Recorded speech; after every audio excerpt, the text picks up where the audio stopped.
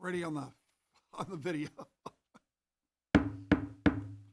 Calling the Moore County Board of Education to order. I may have a motion to approve the agenda. Okay, so moved by Philip. Is there a second? Second. Okay. All those in favor, aye? Aye. Aye. Any opposed? Motion carries. Let me see here. Ms. Bruno, will you lead us in the Pledge of Allegiance?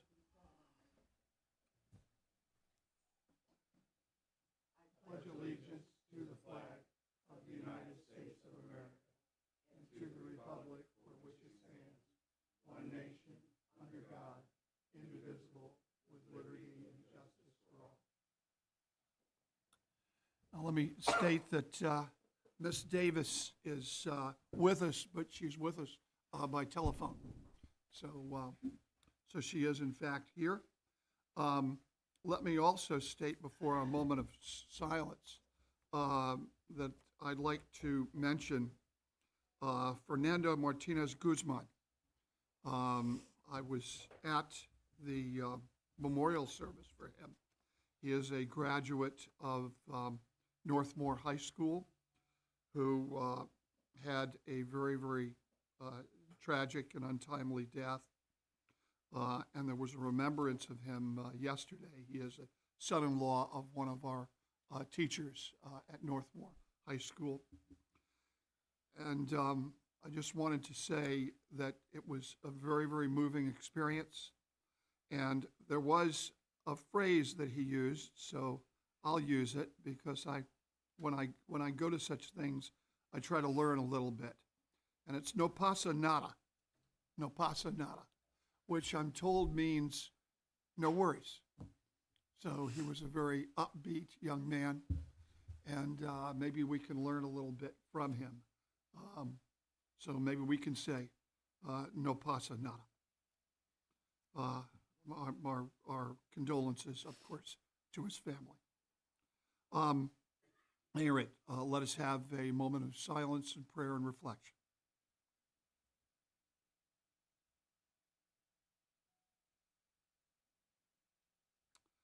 Okay, thank you.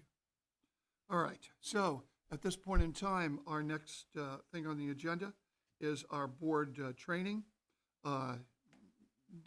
Locklear, Mr. Schwartz, go ahead. Yes, sir. I'll turn it right over to Mr. Schwartz, who has prepared a part 2 to a training I think you started a year ago, I think, Rich, basically. That's right. So this is one that we've moved other trainings ahead of this, but appreciate Mr. Schwartz being here to provide this training. Rich? Okay, so you may remember that last March, year ago March, we finished part 1 of this training, which is legal issues for board members becoming more effective, coherent, and collaborative board. So today we're going to do part 2, and I want to remind you of the goal of this session, which was to become a more effective, coherent, and collaborative board beginning today. So, Mike, okay, how's this? Okay, good enough, thank you. All right, want to talk about personnel a lot in this particular session, and what I'm going to go through in this part 2 are some of the primary duties of the Board of Education, and personnel is a big part of that. So let's talk about personnel for a moment. There are minimal standards, and the minimal standards for professional personnel deal with state licensure and certification.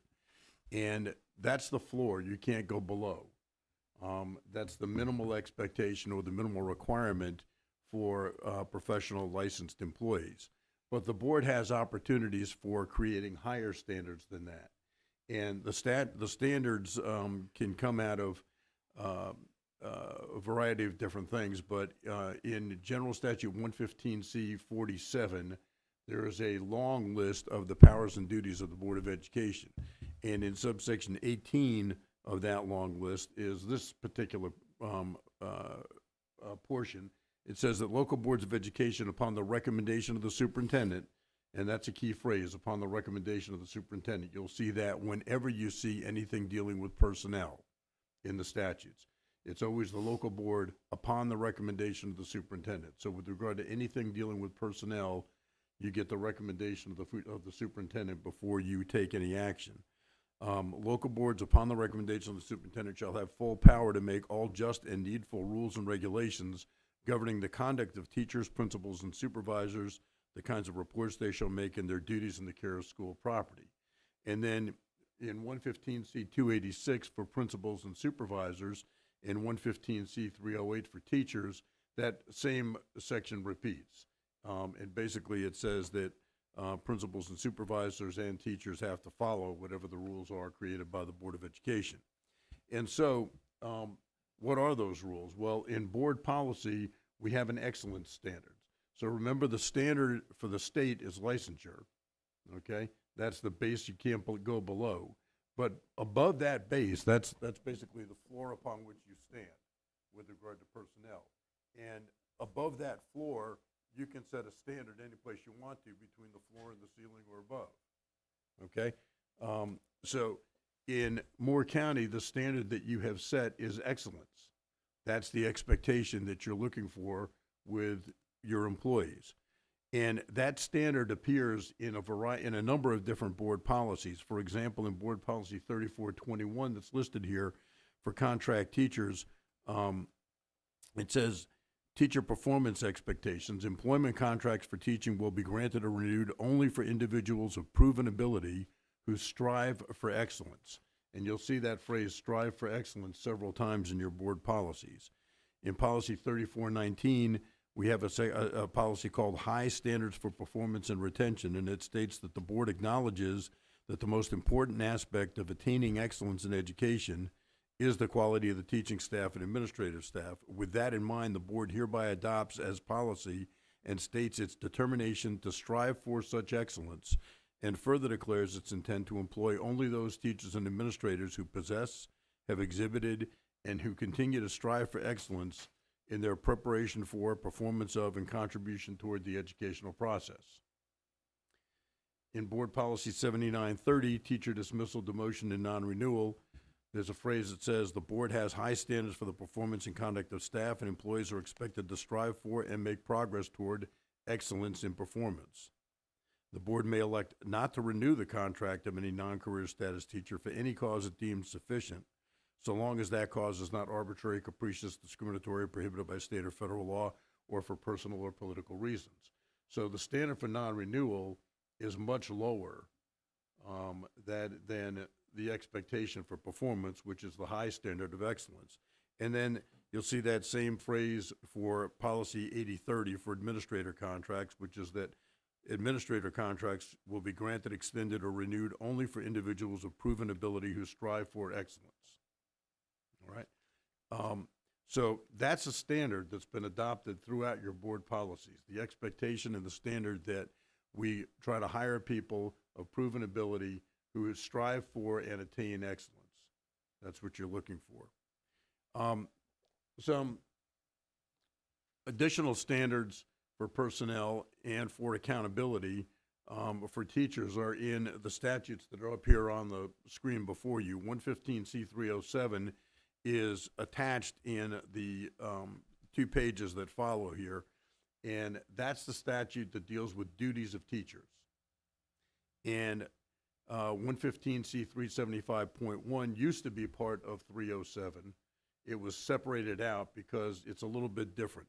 The duty to provide medical care became a controversial portion of that statute, 115C307, back in the 1980s, I want to say. It was separated out into a separate standard.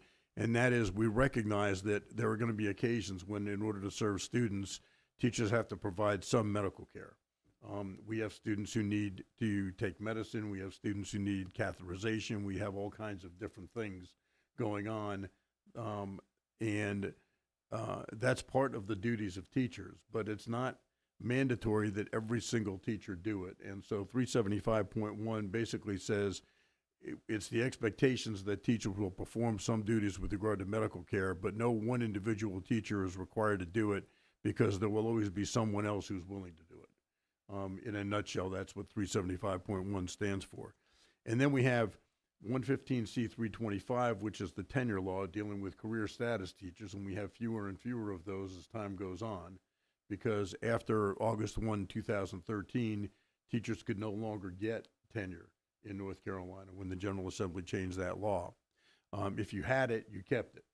So the folks who were grandfathered in, as time goes on, more and more of them are leaving, retiring or leaving for other reasons. And what we're left with is the law dealing with teacher contracts, and the provision that I want to focus on is 325.4, is the particular part of the law dealing with contract teachers, which is also attached. So moving to the duties of teachers, I know you can't really read that up there, but it's in the material, in the handout that you have at slide 8. And if you'll take a look at the handout on slide 8, I think you might be able to read this a little bit better. There are a number of different duties of teachers that are in these subsections. You've got A, to maintain order and discipline.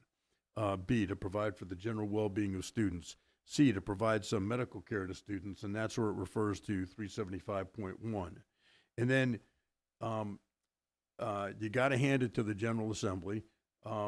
It took them a while, but they eventually got around to D, the duties of teachers to teach the students. Okay, but they made it. It took them to D, but they got there. Okay, But let me ask one question. It's a duty to provide medical care. Yep. Is there, are they allowed to provide medical care? This is Yes. the unusual part. Yes, and that's why it's in the statute, to make clear that it's, and if you look at the language and see, it says it is within the scope of duty of teachers, including substitutes, teacher assistants, and student teachers, or any other public school employee.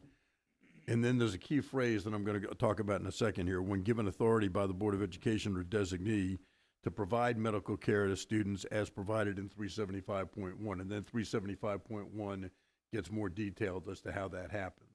My concern is there always has seemed to be a reluctance for teachers to even put on a Band-Aid or give a child some antiseptic and stuff like that. That just is the ethos that goes on. But you're telling us that they shouldn't be scared of doing such things. Right. And so what 375.1 says that any public school employee authorize the board or its designee shall not be liable in civil damages for any authorized act or any omission relating to that act, unless the act or omission is due to gross negligence or wanton conduct, Right. or something intentional. But I hope, Dr. Locklear, we could let our teachers know not to be concerned about that, because I've seen it where teachers say, I don't know, I better not do anything, better not put any antiseptic or anything on a child, but not to worry about that. Just a thought. Yep. And emergency health care is always allowed. Yeah, of course. Emergency care. But that's one of the reasons why 375.1 was separated out from subsection C. So if you look at, I want to take a couple minutes and make you aware of what's in 307. So if you look at slide 8 in your materials, this is the way this is constructed is kind of interesting. You'll see the same statutory language in nearly all of these subsections. And it says, for example, in subsection A, to maintain order and discipline, it says, it shall be the duty. Now, whenever you see the word shall in a statute, it helps to understand the statute a little bit better if you shout it out. Okay, so if you shout out the word shall, okay, it shall be the duty, that makes it sound pretty mandatory, doesn't it? Okay, so it's a mandatory duty. It shall be the duty, and then it goes on to say for who it applies. And this applies to, and most of these subsections are the same, to all teachers, including student teachers, substitute teachers, voluntary teachers, and teacher assistants. So it shall be the duty of all teachers and teacher types. And then there's a key phrase here, okay? When given authority over some part of the school program by the principal or supervising teacher. So what does that mean? Well, it means this. It shall be the duty of all teachers and teacher types when the principal says so. To do what? And then it goes on to say, to maintain good order and discipline in their respective schools. All right? So you'll see the same construction in subsection B. All right? So B is to provide for the general well-being of students. And again, it says, it shall be the duty of all teachers, and then it goes on to say, including substitute teachers and so on. So all teachers and teacher types, and then you see the same phrase, when given authority over some part of the school program by the principal. So when the principal says so. And then what else does it say in B? It says, what are they supposed to do? They're supposed to encourage temperance, morality, industry, and neatness. Temperance. Temperance, morality, industry, and neatness. Okay? Now that's really modern language, right? This has been in our statutes going way, way, way, way back. So stop and think about that. What does that mean, to promote temperance, morality, industry, and neatness? What do you think that means? Temperance is liquor, isn't it? Yeah, it's also even-keeled behavior as well as Okay, not all right. drinking. Yes. Temperance is a measure of patience with people whenever things go awry. Okay, morality, industry, and neatness. What does that, if you add it all together, temperance, morality, and industry, and neatness, what does that kind of mean to you? What we're expecting of a teacher?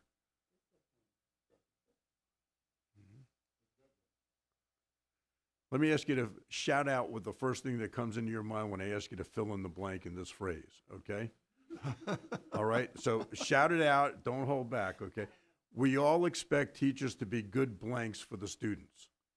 Role models. Role models, Role bingo, models. okay? So if you look through this book, this public school law book, and you read it cover to cover, you will not find the word role models, okay? It's in state board regulations, State Board of Education regulations, but it's not in this statute. So subsection B is our role modeling statute in North Carolina. That's what this means, to encourage temperance, morality, industry, and neatness, and that's how it's been interpreted by the courts, basically, is an expectation that teachers will be good role models, okay? And then it goes on, it has some archaic language here that relates back to a time when we didn't have gym, for example. To provide activities for frequent periods of regulation, to supervise play activities during recess, and to encourage wholesome exercises for all children. C is the medical care. D is to teach the students. And let's take a look at break down that language as well, because I want you to understand what's in there. Again, it has the same phrasing.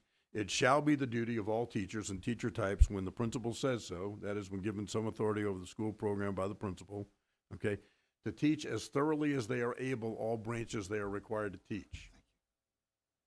Look at that language, to teach as thoroughly as, it doesn't say to teach the students. General Assembly could have said, it shall be the duty of all teachers when the principal says so to teach the students. Instead, they said to teach as thoroughly as they are able, all branches which they are required to teach. Now, what does that mean? They could have just said to teach the students, but they didn't. So what more does that mean? To teach as thoroughly as they are able, all branches they're required to teach. What they're teaching each other as well and holding each other accountable, possibly. Well, could be. But basically what it means is you've got to put out, okay? You can't just do a half-blank job, okay? You've got to put out and teach as thoroughly as they are able, all branches they're required to teach, okay? Now, there are only two types of poorly performing teachers. We got Mr. Can't and Mrs. Won't, okay? Mr. Can't do any better. He's teaching as thoroughly as he is able. He just may not be that able, okay? Mrs. Won't is not teaching as thoroughly as she is able. She can put out more and do better, okay? So if we have a poorly performing teacher, we have to figure out whether they're Mr. Can't or Mrs. Won't sometimes, okay? And if we got Mrs. Won't, then subsection D comes into play because Mrs. Won't is not fulfilling a mandatory duty of teachers to teach as thoroughly as they are able, all branches they're required to teach, okay? And then it goes on to talk about, this is another one that predates when we had anything other than reading, writing, and arithmetic in the schools. Goes on to say to provide for singing in the school and so far as possible to give instruction in the public school music. All right? And I had an interesting case one time about that. I'll tell you about it some other time. Then E is to enter into the superintendent's plans for professional growth. And again, the same structure. It shall be the duty of all teachers, including teacher types, when given authority over some part of the school program by the principal, to enter actively into the plans of the superintendent for the professional growth of the teacher. Okay? So again, what does that language mean? It's particular language. It doesn't just say to enter into plans for professional growth. It says to enter actively into those plans. And that word actively is there for a reason. It means something. It means, again, the teacher has to put out. They can't just sit there and say, okay, turn me into a good teacher. They've got to be actively involved in that plan, their own plan for professional growth. D is to discourage non-attendance and cooperate in making, G is to cooperate in making required reports and so on. So I'm going to skip over the rest of that. And H is that they have the duty to instruct children in the proper care of school property, and they have the duty to protect school property. All right, so if there's vandalism or misbehavior that's causing damage to school property, then the teacher's responsible, can be held responsible for that if they're not doing what they need to supervise the kids to protect school property from being damaged. Okay, 115C325.4 is the statute dealing with dismissal of contract teachers. And there are 15 different grounds for dismissal or demotion of a contract teacher. They're the same 15 grounds that exist for dismissal or demotion of a career teacher. They're just in somewhat different order. But the first ground that's there is it deals with performance, okay, inadequate performance. And it makes clear that when you're trying to figure, in determining whether the professional performance of a teacher is adequate, consideration shall be given to regular and special evaluation reports prepared in accordance with the published policy of the employer local school administrative unit and to any published standards of performance which shall have been adopted by the board. So what does that mean? Well, what it means is when you're trying to figure out whether the performance of a teacher is adequate or inadequate, keeping in mind that inadequate performance is grounds for dismissal, okay, you have to look at the evaluation data. Consideration shall be given to regular and special evaluation reports prepared in accordance with the published policy of the employer local school administrative unit and to any published standards of performance which shall have been adopted by the board. So at the beginning, we looked at published standards of performance adopted by the board. And what is the standard that you have enacted? Excellence, okay? So now, if you put all that together, when you're trying to determine whether the performance of a teacher is considered to be adequate or inadequate, you have to look at the evaluation data compared to any required standards of performance, including those adopted by the board, which includes that standard of excellence. So that's what you look at. You look at the evaluation data compared to the standards adopted by the board. All right? And inadequate performance for a teacher shall mean, one, the failure to perform at a proficient level on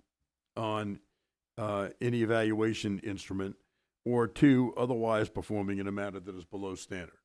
So even if it's not on the evaluation instrument, if there's some incident that occurs, for example, that is indicative of below standard behavior, that can be considered as well.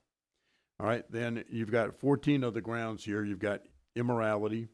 And immorality can include not just things that you may be thinking about off the top of your head. Under our case law, lying is considered immorality. Okay, so if you're not truthful. Insubordination is another ground, and insubordination is more than the refusal of a direct order, for example. Insubordination can be, according to our case law, the failure to comply with expected standards of performance or behavior for a teacher. So the things that we expect teachers to do, if they deliberately don't do those, that can be considered insubordination.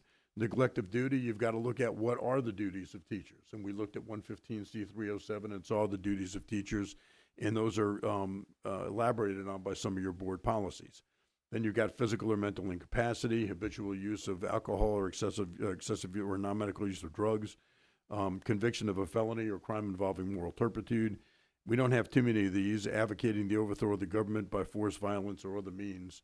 But there actually was a case out of Wake County a few years ago where that was considered. Then we got failure to fulfill duties and responsibilities imposed upon teachers by the general statute. So we looked at 115C307 with the duties of teachers. If a teacher is failing to comply with those duties or meet those duties, that's a grounds for removal. Failure to comply with reasonable requirements prescribed by the Board of Education. Number 10, you've got to look at your board policy manual. And you prescribe a number of duties for teachers in the board policy. Then any cause that is grounds for revocation of a license under state board licensure rules, or failure to maintain a license is grounds for removal. Failure to repay money owed to the state, or providing false information, or knowingly omitting a material fact in any application for employment or in response to a pre-employment question. And then a justifiable decrease in the number of employees that you're going to have due to district reorganization or decreased enrollment or decreased funding. That's called a reduction in force, and we're going to talk about that a little bit more in detail later on. So any of those are grounds for removal of a teacher, and they establish other standards to which you may hold a teacher accountable. So that's the section dealing with duties of teachers. And then we move on to the powers and duties of principals under 115C288, which is attached, and it's got 13 different subsections, A through M, that are listed here on slide 12. I'm not going to go through all of these in detail, but I am going to mention a few of them. Subsection A deals with the duty to grade and classify pupils. And that has traditionally been held that the principal has the authority to determine what grade a student goes to, when they move up, when they're promoted, or when they're not promoted, but also when somebody comes into the school system from outside, what grade level do they get assigned? If they've been homeschooled, for example, or if they're coming in from a school that's got a different curriculum from a different state or a private school or a charter school, where do they get assigned? What have they had out of our curriculum? What have they not had, and where is it appropriate to place them? There are some restrictions on what can be considered for promotion in subsection A as well, based on testing. Subsection B is a requirement to make accurate reports to the superintendent and the local board. And a failure to make an accurate report or deliberately making a report that is known not to be accurate is not only grounds for dismissal, but it's a criminal offense under the subsection B. It's a class 1 misdemeanor. Subsection C is an interesting one. It used to have more stuff in here, but they didn't change the heading. So the heading of C is to improve instruction and community spirit. But if you look at the language that's in there, it says the principal shall give suggestions to teachers for the improvement of instruction. And that's mandatory. Remember that word shall, okay? The principal shall give suggestions to teachers for the improvement of instruction. Now, we all talk about the principal being the leader of the school and the instructional leader of the school. Well, where does that come from? It comes right here from subsection C, that the principal shall give suggestions to teachers for the improvement of instruction. That makes the principal the instructional leader of the school, and that's where that expectation comes from. And there used to be some additional language about improving community spirit, but that language was removed several years ago, but the heading wasn't changed. And interestingly enough, about 5 years ago now, there was a case out of Charlotte-Mecklenburg where a part of the grounds for non-renewal of a principal was the failure to improve community spirit. And the Court of Appeals said that that's still in the statute because of that header, which was kind of a surprising result to me, but that's what it is. And then you've got some more ministerial duties that are very important, and there are other statutes that deal with conducting fire drills and inspecting for fire hazards later on in the general statutes, but that's a mandatory duty of principals as well. Subsection E is to discipline students and assign duties to teachers with regard to discipline, general well-being, and medical care. F, to protect school property. G is to report certain acts to law enforcement and the superintendent. And there's a list of 10 specific acts under G, subsection G, that must be reported immediately to law enforcement if they occur on school property. I'm going to skip over the rest of this because I think I've covered the main ones that I want to deal with. All right, so moving on now to personnel standards and other personnel standards and accountability. We've got confidentiality of personnel matters. And there are several different statutes where this comes up. 115C, 319, 320, and 321 are attached here, and these are all Article 21A of the general statutes. And these three statutes kind of go together. 115C 319, which is on slide 17, says that the personnel files of employees of school boards are confidential, and they are exempt from the public records law. So they are not public records. All right? And the definition of a personnel file for these three statutes, 319, 320, and 321, is extremely broad. It covers any information gathered about an applicant, whether they were hired or not, an employee, somebody currently employed, or a former employee.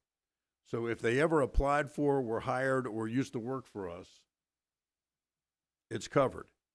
And then it says the personnel file contains all of that information wherever located or in whatever form. So it doesn't have to be in a personnel file here in the central office, in HR. It can be in the principal's office. It can be in the principal's desk. It can be in the glove compartment of the principal's car. It can be on a flash drive, okay? If it's an old enough employee, it can be on a floppy disk someplace, okay?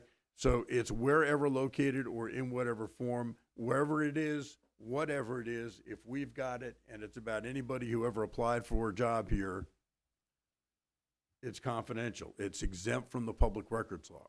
That's what 115C319 says. Then the next statute. I have a question on that. How long do we have to keep those? 7 years. 7 years. Yeah, Okay. yep. Thank But most school systems keep them longer. 7 years after they're employed, okay? And then 320 says that notwithstanding the fact that all this stuff is confidential, it's not public record, there is certain information that is it's not referred to as directory information in this statute, but it's kind of directory type information. And we have to maintain a record for all employees that includes their name, rank, serial number type stuff. So 320 says their name, their age, their dates of original employment or appointment, the terms of any contract under which they're employed, their current position, their title, their current salary, the dates and amounts of each increase or decrease in salary, but not the reason for that, okay? The date and type of each promotion, demotion, transfer, suspension, separation, or other change in position with the board. So it's the date and type, but again, not the particular reason for that. The dates and general description of the reasons for each promotion. Okay, so the reasons for a promotion would be considered public. The reasons for a demotion would not necessarily. And the date and type of each dismissal, suspension, or demotion for disciplinary reasons. Okay, so that's the date and type, but not the reasons for that. But if the disciplinary action was a dismissal and there was a final decision by the Board of Education, then that resolution of dismissal, including any reasons, would be public. Okay, so if we went through a dismissal process, and then their current assignment is public. All right, so that's 319 says this stuff's all confidential, it's not public record. 320 says, however, some information is public record. And then 321, the next one in Article 21A, again, there are three statutes that go hand in glove together. They were all adopted at the same time. I had a hand in writing them. 321 says, notwithstanding the fact that this stuff is confidential, certain information can be released to certain people.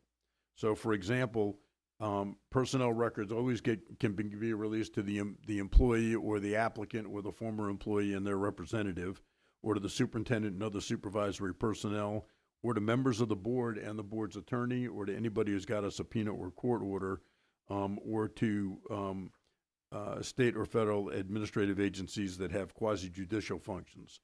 And then there's another provision in subsection 321 that says, under certain circumstances, if the board deems it necessary to maintain the level or quality of services provided by the board or the integrity of the Board of Education, there's a process by which the board can release otherwise confidential information.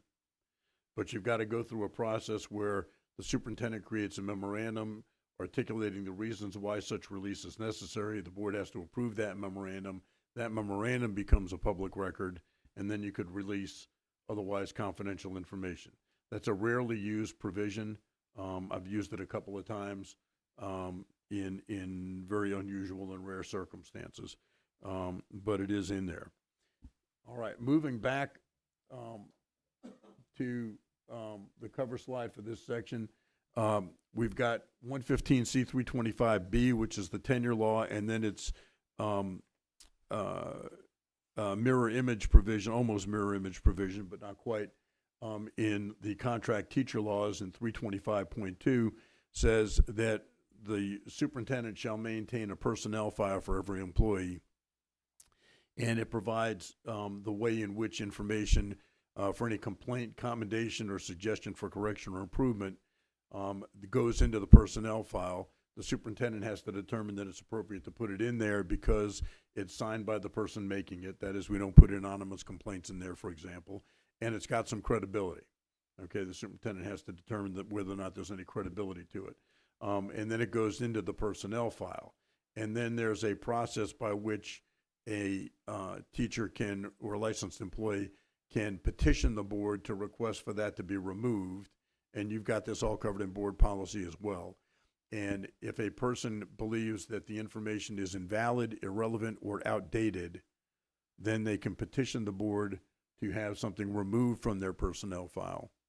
And the board would have to make a finding that it is either invalid, irrelevant, or outdated before it could authorize removal. And it could then direct the superintendent to remove an item from the personnel file. Or it could make the determination that it's invalid, irrelevant, or outdated, but we're going to keep it in the personnel file with the board's finding attached so that there's a complete explanation of what was in there. Sometimes one thing that I always try to impress upon school administrators is once a document gets placed in a personnel file, you can't bargain it away. You can't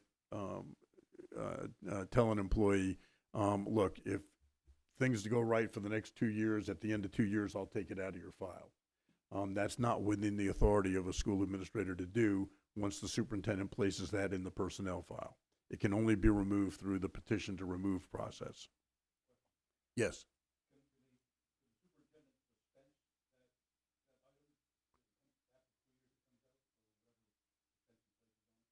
No, it's either in or it's not in. Okay, but once it's in, now the superintendent can make a recommendation if the person petitions to remove it. But the superintendent always would make a recommendation on that.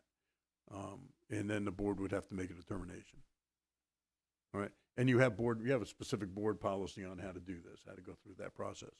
All right. And then going back to 115C321, the statute that deals with who has access to the confidential information in a personnel file, I do want to point out to you that under subsections C and D of that statute, there is potential civil and criminal liability.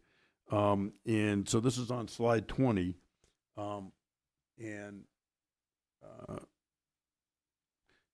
Again, I don't think you can read that unless you're looking at the paper copy, but C says a public official or employee who knowingly, willfully, and with malice permits any person to have access to information contained in a personnel file, except as permitted by this section, is guilty of a Class 3 misdemeanor, and upon conviction shall be fined an amount not in excess of $500. Subsection B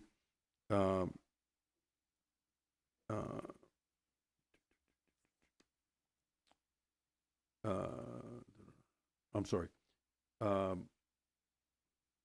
Subsection D says that any person not specifically authorized by this section to have access to a personnel file who shall knowingly and willfully examine it in its official filing place, remove or copy any portion of a personnel file shall be guilty of a Class 3 misdemeanor and upon conviction fined no less than, not in excess of $500.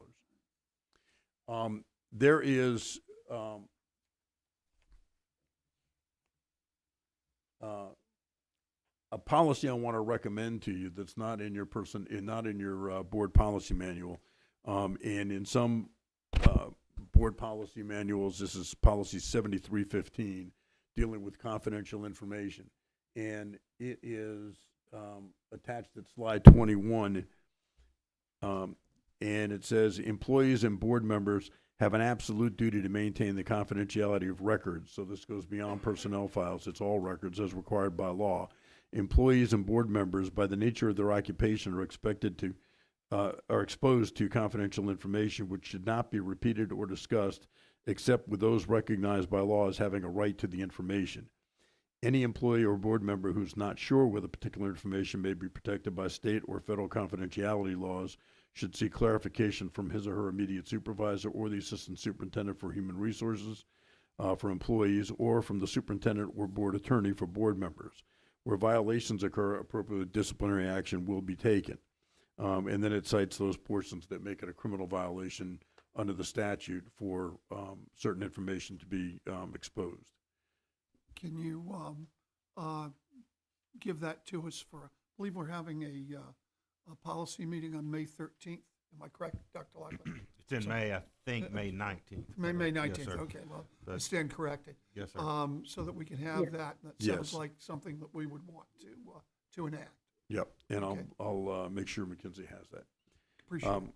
Thank you. Okay. Next, moving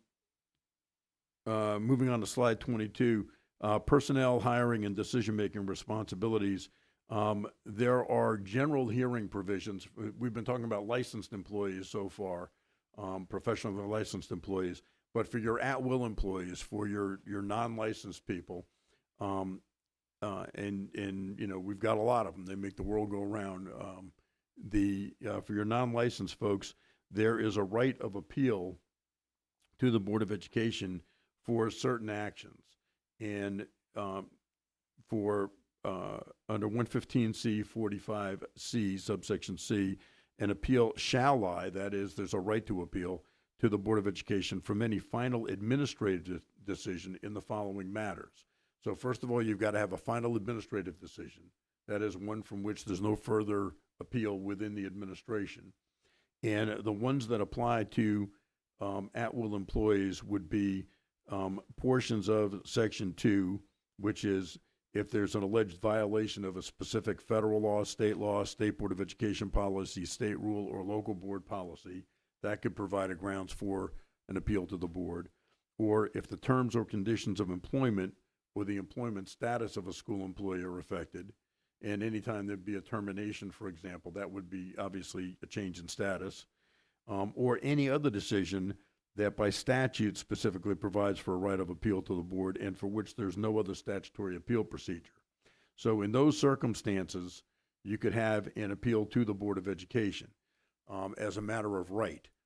If they're not in those circumstances, the person could still petition the board and ask the board to grant a hearing in its discretion. And the board would have absolute discretion whether or not to grant a hearing. And so there is protection under certain circumstances, even for at-will employees.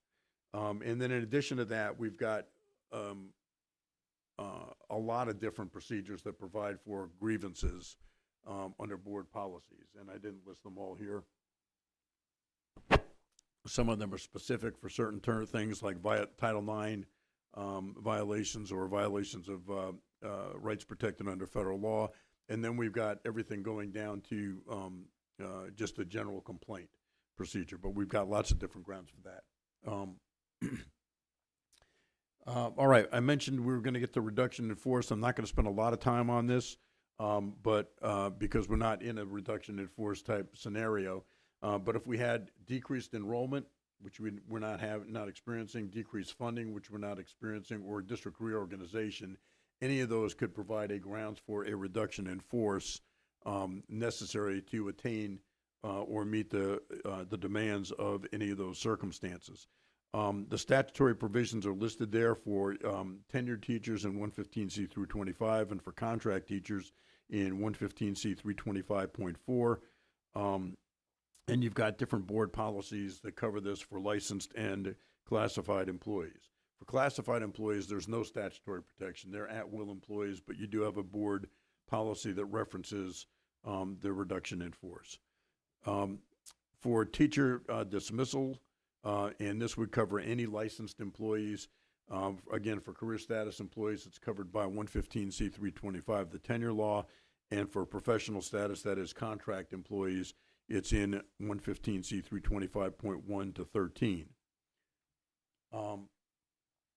For non-renewals of contract non-tenured teachers, these provisions are in 115C 325.3, and what has to happen is by no later than June 1, they get written notice of the superintendent's decision that the superintendent doesn't plan to recommend them for another contract. All right? So with our contract teachers, their contracts expire at the end of the school year. They can have 1, 2, or 4 year contracts, but under law, no 3-year contracts allowed. I don't know why, but 1, 2, or 4. Okay, at the end of that contract, their contract expires in the absence of a renewal. So the board would have to take action to renew that contract, again, upon the recommendation of the superintendent. But if they're not going to get renewed, they're required to get written notice of the superintendent's decision not to renew them by June 1. They have a right to petition the board within 10 days of getting that notice and ask the board for a hearing. The board has complete discretion whether or not to grant them a hearing. It's not a hearing as a matter of right, okay? But if a hearing is granted, it's held under 115C 45C, which allows for a hearing panel of 2 or more board members to hear and decide the case for and on behalf of the Board of Education. And it's not a full-blown due process hearing. It could be a truncated, we'll give you 15 minutes to state your case or 30 minutes to state your case. So it's more a listening to than a hearing, a full due process hearing. The board has to notify the teacher by June 15 unless a hearing is granted, and then the notice is within 10 days of the hearing or later upon agreement. And the decision on the part of the superintendent and on the part of the board not to offer a new contract is only limited by the fact that it can't be an arbitrary, capricious, personal, political, or discriminatory reason for doing that, or a reason in violation of state or federal law. And again, that's covered in Board Policy 7930, dealing with teacher dismissal, demotion, and non-renewal. For your contract administrators, we've got a variety of different contract administrators. Some of them are covered under 115C 287.1, which is the law dealing with contract administrators, and some of them are not. And the distinguishing factor is whether they spend more than half their time supervising teachers or the instructional program. So, for example,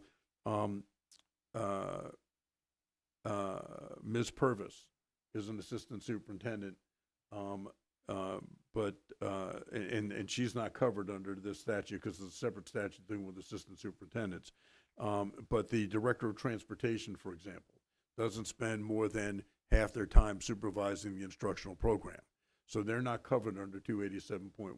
So in order to be covered under 287.1, you have to be a principal or assistant principal or a supervisor or director who spends more than half their time dealing with supervision of the instructional program.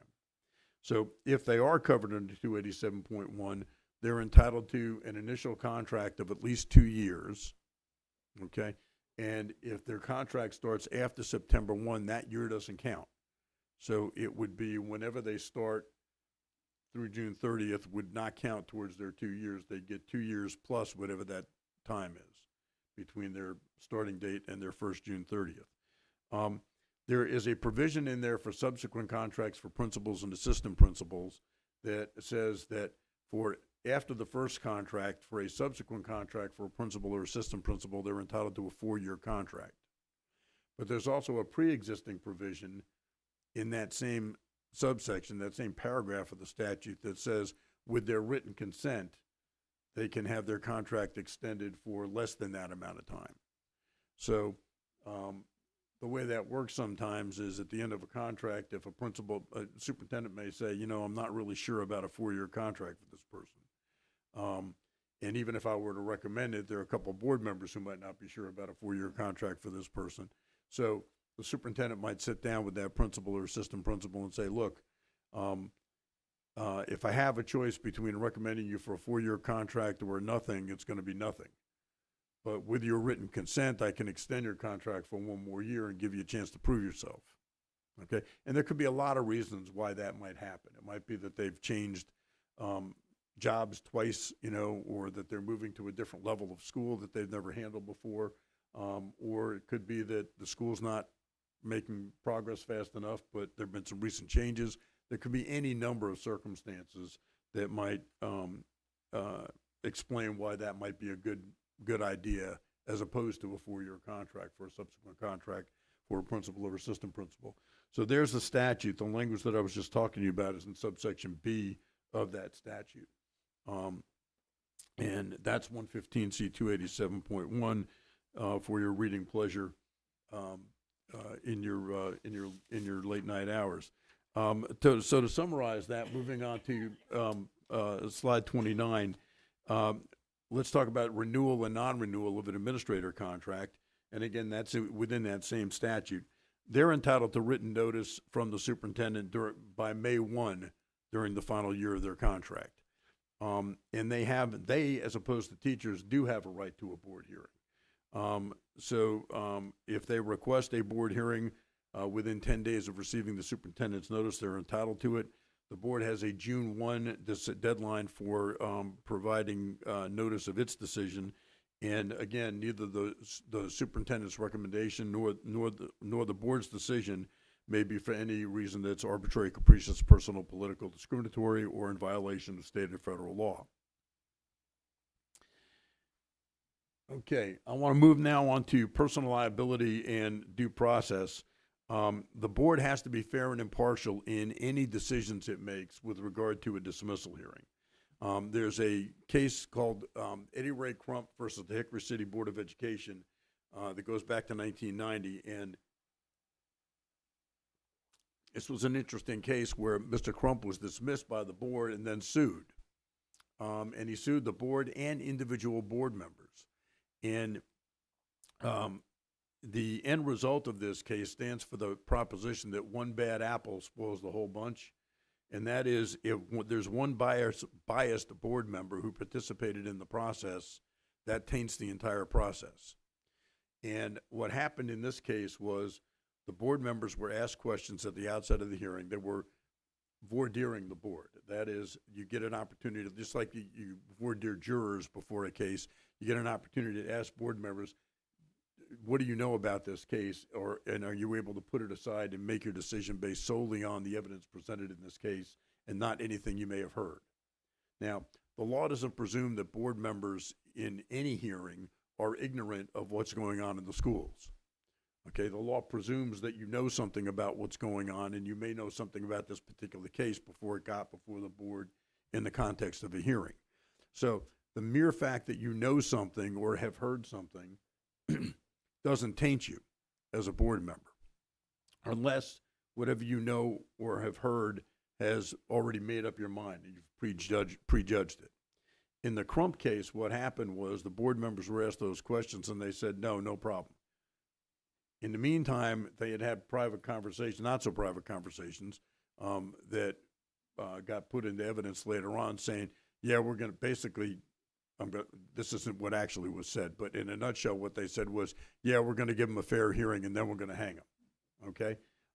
So board members participated in that process, and so board members are required to tell the truth about any prior knowledge they have when they're voir dired, and again, have to make decisions based solely on the evidence presented, and if they don't, there is potential liability on the part not only of the board, but of individual board members. And in that particular case, there were judgments against the individual board members that by the time you added in interest for appeals and everything else, got up to 6 figures. Okay? So, strong advice, limit prior knowledge and involvement by board members when you've got anything that's coming up for a hearing.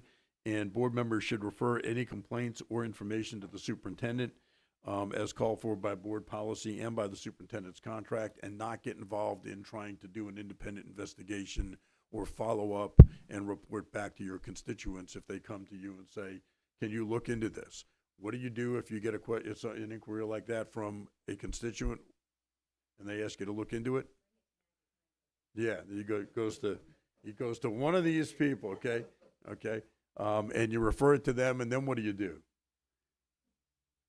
you ask them to report back to you so you can report back to your constituent? No, you ask them to contact the constituent who contacted you with whatever the issue was. All right? So you hand it off and you walk away is basically what board members are supposed to do. And if you don't remember, some of the board members in the Crump case had to pay for it. Okay, so confidentiality of student records, you're all familiar with FERPA, the Family Educational Rights and Privacy Act, and it's in that closed session motion you have at every board meeting. It's 20 U.S. Code 1232G. If you're really old and you remember James Buckley, who was a state senator from U.S. senator from New York, he sponsored this. It used to be called the Buckley Amendment a long time ago, but nobody ever refers to it as that now.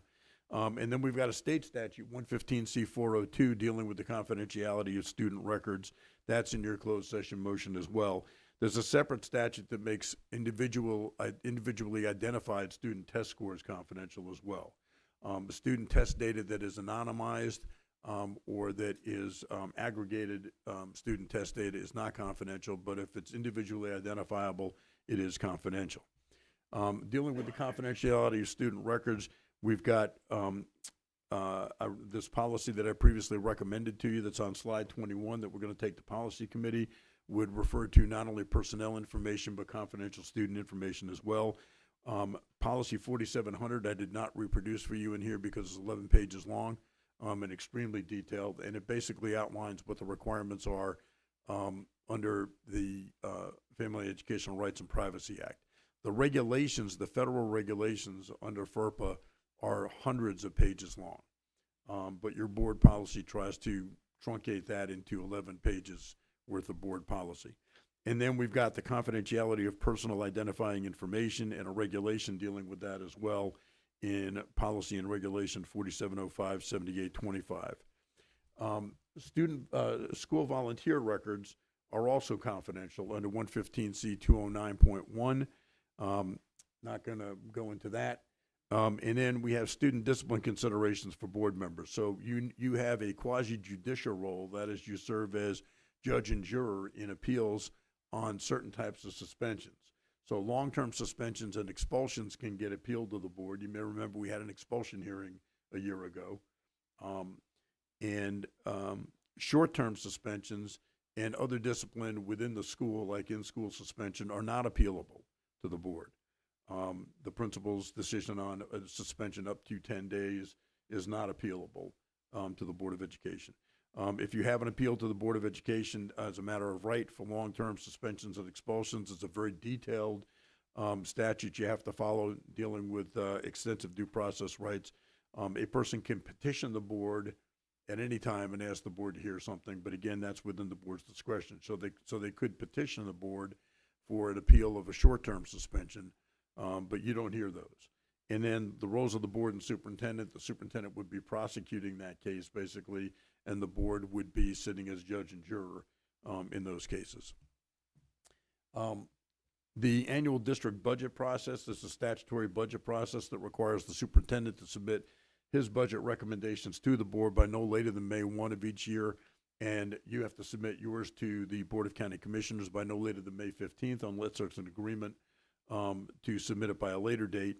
The roles of the Board of Education and the Board of County Commissioners are important, and they're important in considerations in preparing budget requests to the Board of Commissioners.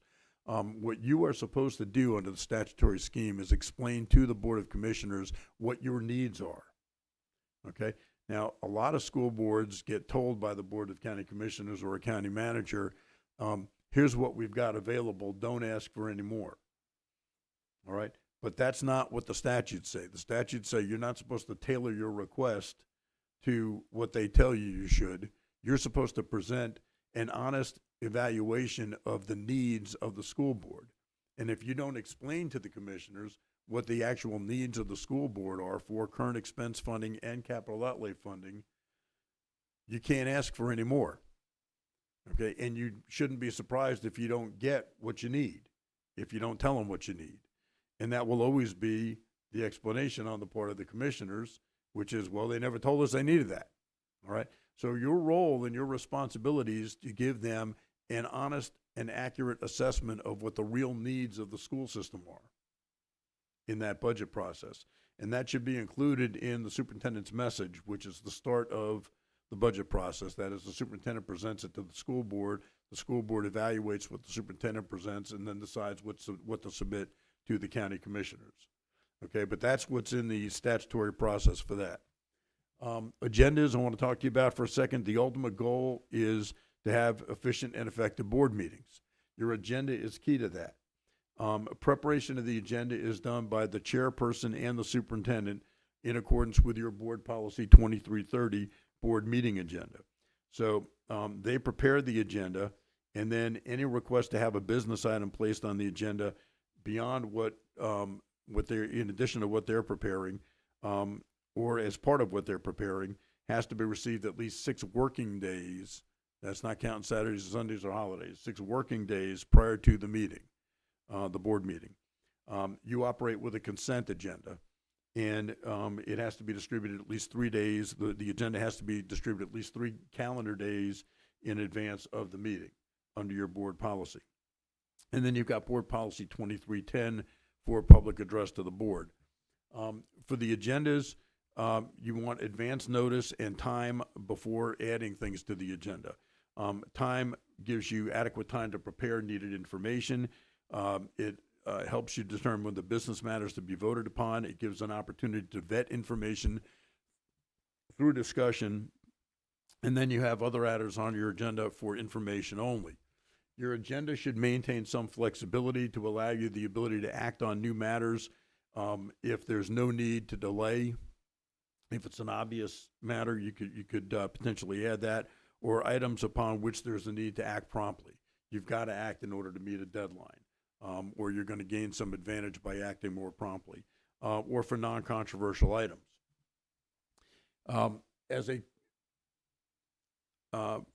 In preparing the agenda, I always recommend to boards that courtesy to fellow board members, the staff, and/or the public should be taken into consideration. And always recommend don't ambush or surprise your fellow board members or the staff by adding an item to the agenda that people don't understand what it is, or it's got a misleading request, or it sounds like something that's minor, and then all of a sudden it blows up into something. It's always a danger. You always want to allow adequate time for review, for vetting, for administrative input, study, and recommendations. And in the superintendent's contract, there's actually a provision that gives the superintendent the right to make recommendations to the board on all matters coming before the board, all business matters. So that's the reason why we have to submit, if we have something that we want to bring before the board, we have to submit that presentation to the superintendent ahead of time, so the superintendent, under his contract, can make a recommendation one way or another. Am I correct? That's correct. And you know, no matter what, the most well-intended board member could put something together that they think, you know, makes perfect sense, and not understand that there's a process already in place for that. Or that's not the way things have been done, or there's a reason why it's done differently. And submitting that in advance to the superintendent allows for that vetting and that administrative input, and you know, the expertise that exists within the school system to be applied that lay board members don't have and aren't expected to have. All right. For your consent agendas, that's for routine, non-controversial items or for matters that have been approved by the board in work sessions or committees. And any individual board member can request that an item be removed from the consent agenda, and then it gets removed and put on for regular consideration as a business item. Your rules of order, in Board Policy 1322, which is attached, you've got, whoops, it's not attached. I thought it was attached. Anyway, in Board Policy 1322, Rules of Order, we have our parliamentary procedures, and you follow Robert's rules for any other questions that are not covered in your Rules of Order in 1322. That policy also provides that the chair entertains and rules on parliamentary issues with consultation from the board attorney, and the chair's rulings are subject to appeal and majority vote of the board to be overruled. The board attorney serves as the advisor. They're there to maintain professionalism and decorum and to provide you with a way to operate. So the last slide here that I want to go through with you is putting all of this together, you should assess your performance from time to time and determine, are we having any problems? Is there any need to change what we're doing? Can we improve how we operate? Can we have more efficient meetings and more effective meetings? What's the purpose of our work sessions? Are the work sessions actually serving that purpose or not? What's the role of committees? And can we do anything to cut down on repetition? So, for example, you may have, given the way you operate, you may have the same presentation being made for an hour to a committee, the same presentation being made for 45 minutes during a work session, and then it gets put on an agenda, and you might put it on a consent agenda, and somebody asks for it to be removed, and then you have the same presentation being made for an hour at a board meeting. That's not efficient or effective. Or it may be that it doesn't get put on consent agenda for a board meeting. It gets put on consent agenda for a board meeting. And you're very transparent. You have public access to all of your meetings. This meeting is being recorded and broadcast. Your regular board meetings are recorded and broadcast. And if people want access to that information, there are any number of different ways they can get it by watching all of this stuff. So repeating the same presentation 3 times in a committee or work session or board meeting is not a good way to run a railroad or a board meeting. And you may want to Shannon reconsider. Is now joining the conference. Who is that? Okay. And then finally, one thing you may want to consider is time limits or limitations on discussion and debate under Robert's rules. So for a particular matter on the agenda, you might want to, somebody can make a motion that we limit discussion on this item to no more than 10 minutes. And if that could be approved by the board, or it could be Shannon that, Davis. Has left the conference. or it could be that you could have a motion to limit debate to allow board members no more than 2 minutes for comments on each of these matters. So there are any number of different ways you can do that under Robert's rules to limit, to provide time limits by subject matter or agenda item on the agenda, or individual board members be limited. Lots of different ways you can do that, and you could do that. You could adopt that as a matter of course for all matters on your agendas. You could do that as board policy, subject to being waived for any matter, or you could do that for within a board meeting at any point in time. Those are things to consider, and that's it with this presentation. Okay. Yeah, and I didn't put the music in here, but you all can do the music in your head. Okay. There we go. Any comments or questions by board members?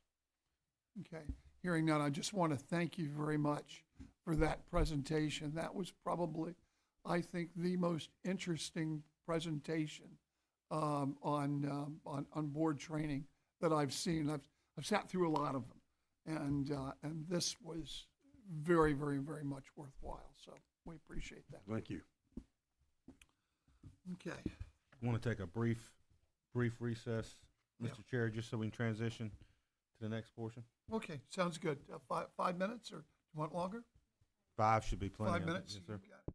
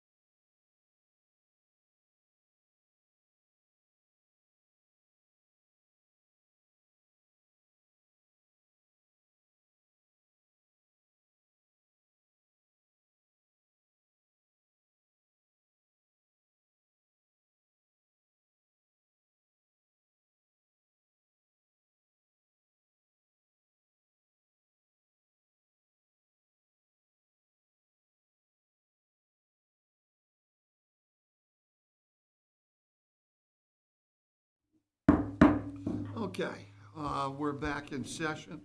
We're on item Roman numeral 3, presentation on revised superintendent's budget. Dr. Locklear. Thank you, Mr. Chairman, and I appreciate the opportunity. I like to come and sit with Tina so I can be in front of the entire board while presenting something like this, so I appreciate the opportunity to do that. Tina and I are both pleased to come back with you today to share my revised budget proposal to you that you will consider and then adopt potentially as your budget next week at your business meeting.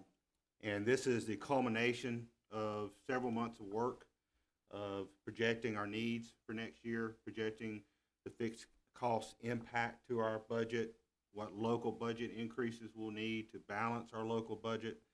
It's a culmination of getting your feedback and thoughts and questions, and also the feedback from our public.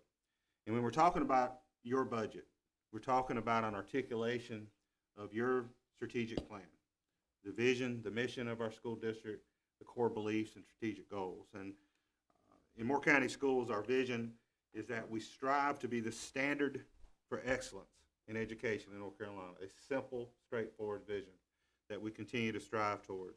Our mission, all students will graduate with the skills, knowledge, character, and education to be proud and successful citizens of the United States of America. Our core beliefs that we encompass as we do our work here in our school district. We believe successful schools are essential for thriving communities, and that every student can learn and succeed, that education, employment, and enlistment are equally honorable pursuits for the future lives of our students. Our schools provide a safe, respectful, orderly, and caring environment conducive to learning. We engage our parents and community in the education of our students, and our educators are empowered to meet the learning needs of all students. The goals that became part of this district plan, we're in our second year of these goals. We started with 7, we accomplished 1 already, going from 2 to 0 F schools, so we accomplished that goal. But the 6 goals that remain that we continue to strive towards is increase the number of schools meeting or exceeding growth from 14 to 23, increase overall composite grade level proficiency by 10 points, which we've made certainly growth on both of those last year, increase the context ranking for composite grade level proficiency from 23rd place to at least top 5% of the state, a stretch goal, but one in which we have made progress towards. Increase the number of 10th grade students reading at or above grade level as measured by the end of course Lexall reading level by 10 percentage points. We certainly have made progress on that goal. Close the achievement gap of Black, Hispanic, economically disadvantaged, and students with disability subgroups by 10 percentage points from their respective 2021-22 achievement scores, while at the same time increasing performance of all students. That's one in which we continue to work towards. It's a challenging goal, but one in which we continue to stay focused on. And then lastly, increase the number of students who complete a career and technical education cluster. That's a student who's taken at least 4 career courses with the same career pathway by 15%, from 441 to 510. And I think it's important for us to always connect back to our strategic plan when we think about our budget and what our budget is supporting. And before we jump into turning it over to Tina, let's talk a little bit about the public comments and a little bit about our projected needs for next year. I think it's important that we just emphasize that we're, I think, very fortunate in the county of Moore to have an outstanding education system. And I think it's one of our greatest assets. I think we in Moore County Schools are one of the best, if not the best, school district in the state. We have great public school charter partners, private school opportunities, but also I think probably the best community college in the state of North Carolina that offers our students and our community many, many great opportunities. Our county commissioners have invested in our school district and public school students for many, many years, and that investment, I think, has helped us to be the type of community people want to live, want to raise their families, want to work. So that's a great investment to keep us a great community and a great economy. There's 3 key narratives that you'll hear today. You've heard me and Tina talk about these as we've moved through the budget process. It's really the first priority of this budget is looking at the impact of fixed cost increases on our local budget, and that will require us to assign fund balance in the next fiscal year to balance that budget. This budget has no expansion items recommended as part of it, again, utilizing that lean budget approach to try to moderate as best possible the assignment of local fund balance. But we need to assign that fund balance, just like we did this year, because our budget, your budget, assumes that every staff member that is in that budget will be hired. And while we may not use the assigned fund balance this budget year because of the vacancies we've carried, our budget always assumes we will hire each person in that budget. And so, Dr. Locklear, this confirms that we as a board are striving to fill each and every position. And because of budget constraints, regardless of budget constraints, we will still endeavor to hire each and every position. It's a full employment budget, correct? yes, sir, Okay. that is correct. Because there have been rumors to the opposite, that for some reason we're trying to save money by not hiring teachers. We are in fact trying to hire teachers for each and every single position, which we have. Am I correct? Yes, sir. Okay, And thank you. Ms. Edmonds will give an update to where we project our fund balance use to be this year, and we're not projecting that we'll use any of the assigned fund balance that was assigned for this year's budget to balance. However, we still have to assume we'll be fully staffed, and therefore the need to assign that fund balance in order to balance the budget. This budget also, you'll see, Tina and I are recommending some budget efficiencies and savings in this budget. And it also conservatively, and you might say pragmatically, projects the revenues from our county local funding formula at a 3% growth rate. This was modeled out by our county manager. And it attaches our fixed cost increases to the state's biennial budget that was approved, became law, you recall, in October of this last year. And so those increases in salary and benefits are driven by that state budget. But we have to remember, the short session of the General Assembly, they'll come back into session at the end of this month. There could be some changes to our state budget, which could impact our budget on the need to have higher salary increases or higher benefit rates. So we have to keep that in mind, again, as a reason to have as lean budget as possible as we move forward. When we talk about the budget being an investment, I always like to show this slide. It's some of the backup foundational materials we share in February, but I always like to keep it in there because when folks say, well, what is that local investment going towards? Well, it's going towards over 14,000 public school students in the county of Moore. Almost 13,000 of those, 12,869, attend Moore County schools, and then over 1,400 additional public school students from the county of Moore attend charter schools.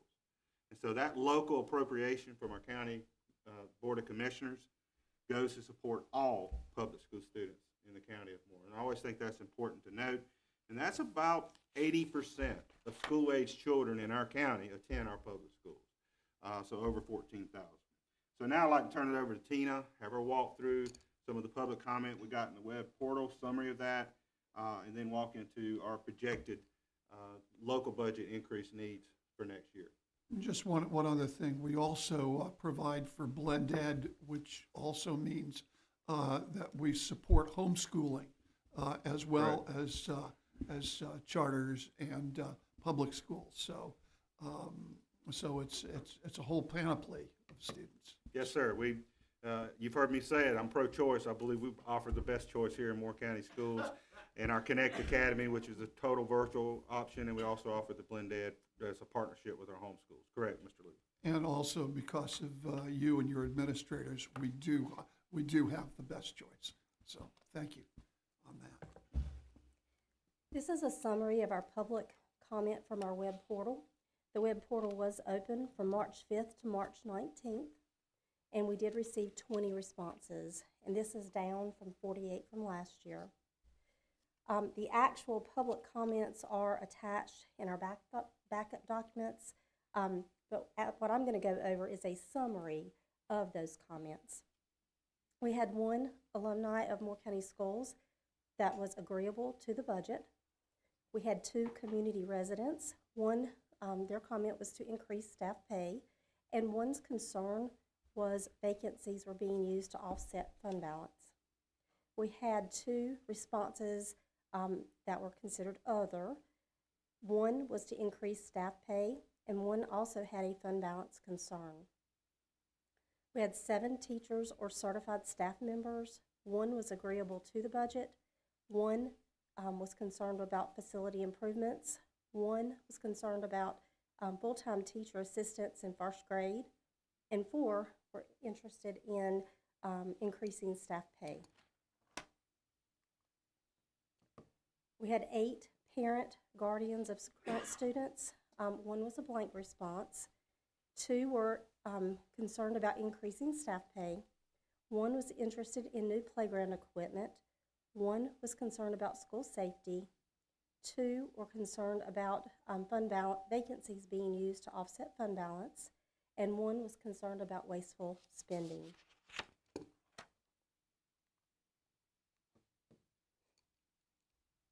This is our projection for our fixed cost increases for fiscal year '25.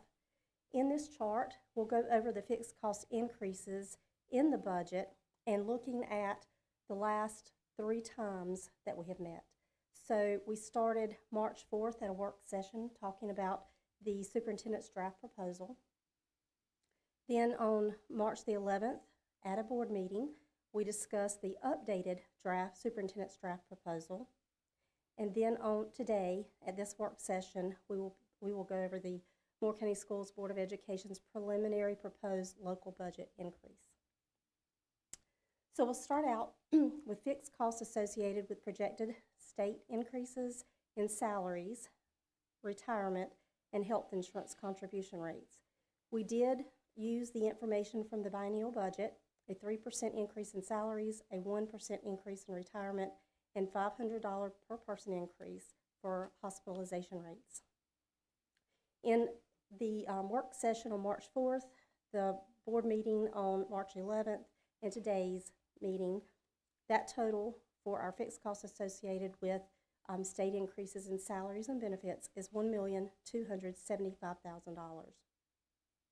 The local supplement step increase for certified teachers, for certified staff, which is teachers, assistant principals, and instructional support. That number did not change in all 3 of the meetings. It stays at $300,000. Our all non-payroll fixed cost increases with a 5% inflation rate was the same in all 3 of our meetings at $350,000. Our projected charter school growth based on that 5-year average is $275,000, and it was the same in all 3 of our meetings. The fund balance appropriation for fiscal year 23-24 for reoccurring costs, in our work session on March 4th, that was not included, but then on our board meeting on March 11th and today's meeting is at $2,173,000. I'll go over that in just a minute in a little more detail. We had budget efficiencies. In the first work session, we did not have any of the budget efficiencies listed. In the board meeting, we did have $832,800, and then based on some feedback from board members, that was reduced down to $632,800. And as Dr. Locklear mentioned earlier, we do not have any expansion costs, so our total projected local budget increase is $3,740,200. I did want to talk just a minute about the fund balance appropriation not being included in the first work session. So just a little bit about me. I did come from another county, and the budgeting process was not as complex as it is here in Moore County. And so when I was learning the first year, when I was here last year, we were going to the county and requesting whatever our increases were, less any fund balance that we appropriated. This year it's a little different because we already know, based on our funding formula, how much we anticipate to receive. So instead of requesting money, we're actually just presenting what our expenses are and what our fund balance appropriation would be. In putting together the budget, I did miss a step as far as the timeliness of it. We have processes that includes our backup materials. This is going back at least 3 finance officers prior to me, so that we have a really good process in place. These are specifically budget worksheets which are attached to all of our backup documentation. And I did not get those worksheets completed for the board work session, and so that was just an oversight by me. They are historically completed each year. Next year, lessons learned, I will complete that worksheet prior to the first work session, which means I do change my order of my budgeting process. So that is our worksheets that are in the backup documentation that I'm talking about. And they basically, what they do, they take every year's expenses, and again, they go back a couple of finance officers ago, and they have your actual expenses, and then you add to it. Well, it's you're adding to any increases or reducing down any, if you have any efficiencies. But in the end, you really, unless you've reduced down your expenses, you're going to have the same gap that we had from the year before, the $2,173,000. Anything else? I just wanted to note, and again, commend Ms. Edmonds for her thorough process, and having these systems and processes in place to double, triple check our needs and our budget increase needs. And as soon as she realized that this was something that was an oversight in the early process, she immediately brought it to my attention. And as you're aware, which is why we brought it to the board's attention on the 11th.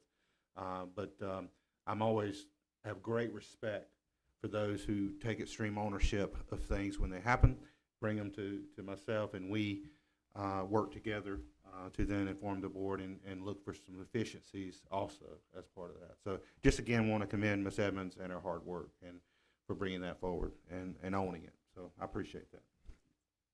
And now I believe you're going to talk a little bit about our revised budget efficiencies and savings.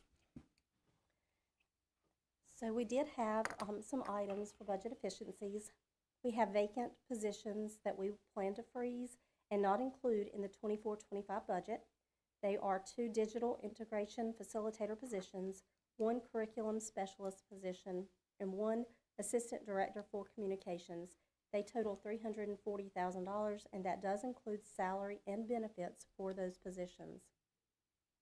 We have a new federal rural grant, and it is eligible to pick up local technology expenses in fiscal year 24-25's budget. That totals $292,800. And then we did remove the freezing increases in supplies, materials, and equipment based on board member feedback, making our reduction in the 24-25 budget $632,800. So we're not reducing the inflation of the supplies, am I correct? That's correct. Okay, We're not taking, we're removing that freeze on those inflationary supply increases. And as to those 4 positions, I think it's 4 positions that we're not fulfilling. Those positions have not been filled previously. Am I correct? Well, the digital integration facilitator positions have not been filled this year, but have been filled in the past. Our curriculum specialist position, yes, has been filled. And that is certainly one that I noted to the board on March 11th, and I'll continue to be very open and transparent about it. That is one that would be one of my top priorities, to find another way to support that position in the future. But it has been filled as recently as this year, and is one of those positions that support our teacher workforce. So that's one in which I'll continue to be looking very closely at and recommending to the board moving forward. If it is that necessary, could that be fulfilled through Fund 8? It could be in the future. And just, that's up to your recommendation. Yes, I think sir. we defer to you, but want to make sure that we have everything we need. Yes, sir, and I appreciate that. And I certainly may bring that forward to the board in the future. Okay, thank you. And just to be clear, so the public knows, you're not laying anybody off. No, This these is- are vacant positions. There are not currently staff in these positions. Thank you, Ms. Caldwell. Great question.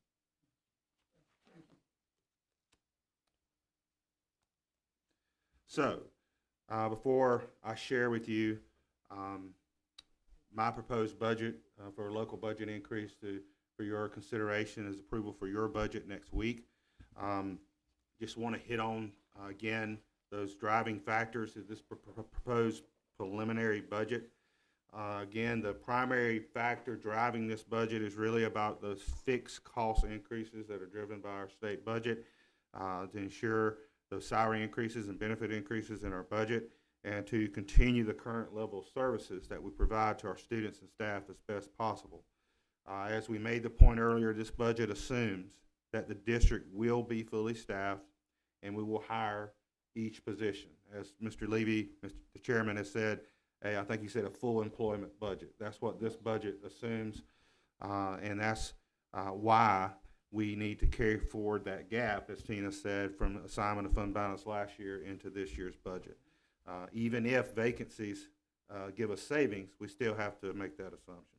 Yes, thank you very much on that. It also uses a conservative and pragmatic estimate of the local funding formula allotment at a 3% increase, and that was modeled by our county manager, Wayne Best, as we put the funding formula together with the Board of Commissioners.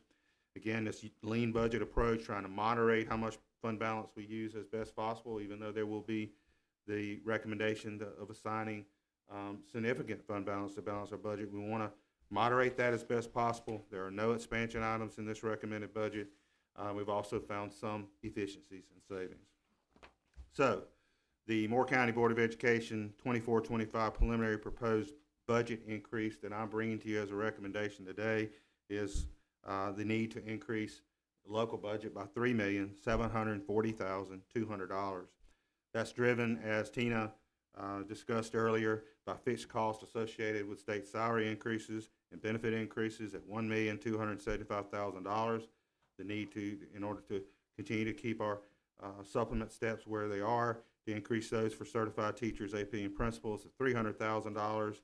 Non-payroll fixed cost increase, inflationary increases on those non-payroll costs, whether it be supplies, insurance, materials, equipment, $350,000 increase.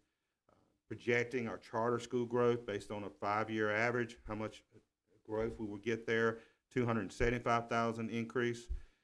And then again, carrying forward that gap, that fund balance appropriation that we appropriated for this year for recurring costs is $2,173,000, and then bringing in those savings of $632,800.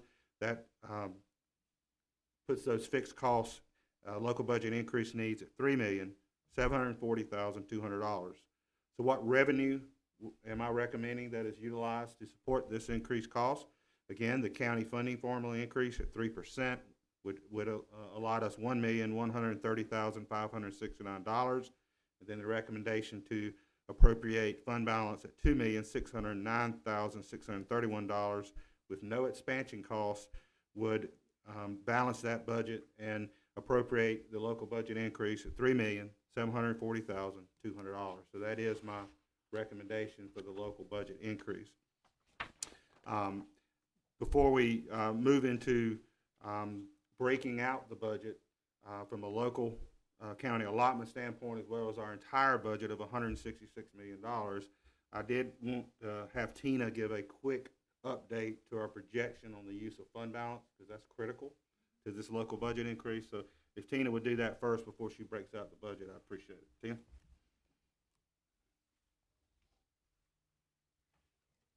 This is our projected fund balance for 23-24 for this year. We are not projecting to use any fund balance, so we would have our projected unused fund balance that was assigned for 23-24 of $2,173,000. We would have unassigned fund balance of $2,222,208, plus our projected fund balance gain, which this was updated April 1st, 2024 to $506,582. This makes our total projected fund balance for June 30th, 24 at $4,901,790. We will need to, our projected fund balance appropriation for 24-25 is $2,609,631. When you take away that $2 million floor, that would leave us a projected fund balance above the $2 million floor at $292,159. just so the public understands, that $2 million floor for a fund balance is what's recommended, so that we have money, in case we have an overdraft or whatever we need, an imbalance of funds coming in at any particular time and the like. We call it for use of cash flow purposes. For example, sometimes federal grants come in later in the year, so you're still having to pay your bills. So we Right. do need some fund balance for cash flow purposes. Yes, sir. So that fund balance is what we're expected to have. By resolution, that's what the board has required administration to have. Yes, sir. Okay, thank you. This is our projected 24-25 county allotment by fund type. We have local current operations at $33,949,191. For charter school operations, we have $3,733,000, making our local Fund 2 total $37,682,191. We have capital expense in Fund 4 at $800,000, Sand Hills Center, which is Fund 8, PRC 829 at $284,000, and the North Carolina Department of Health and Human Services in Fund 8, PRC 69 is $50,000, making our total county allotment $38,816,191. This is our proposed revenue for local revenue, Fund 2. For 24-25, our local current operations, again, is $33,949,191, and charter school operations is $3,733,000, making our projected county allotment for Fund 2 $37,682,191. We have fines and forfeitures of $450,000, interest at $150,000, and then we had that local fund balance assignment of $2,609,631. This makes our proposed Fund 2 budget $40,891,822.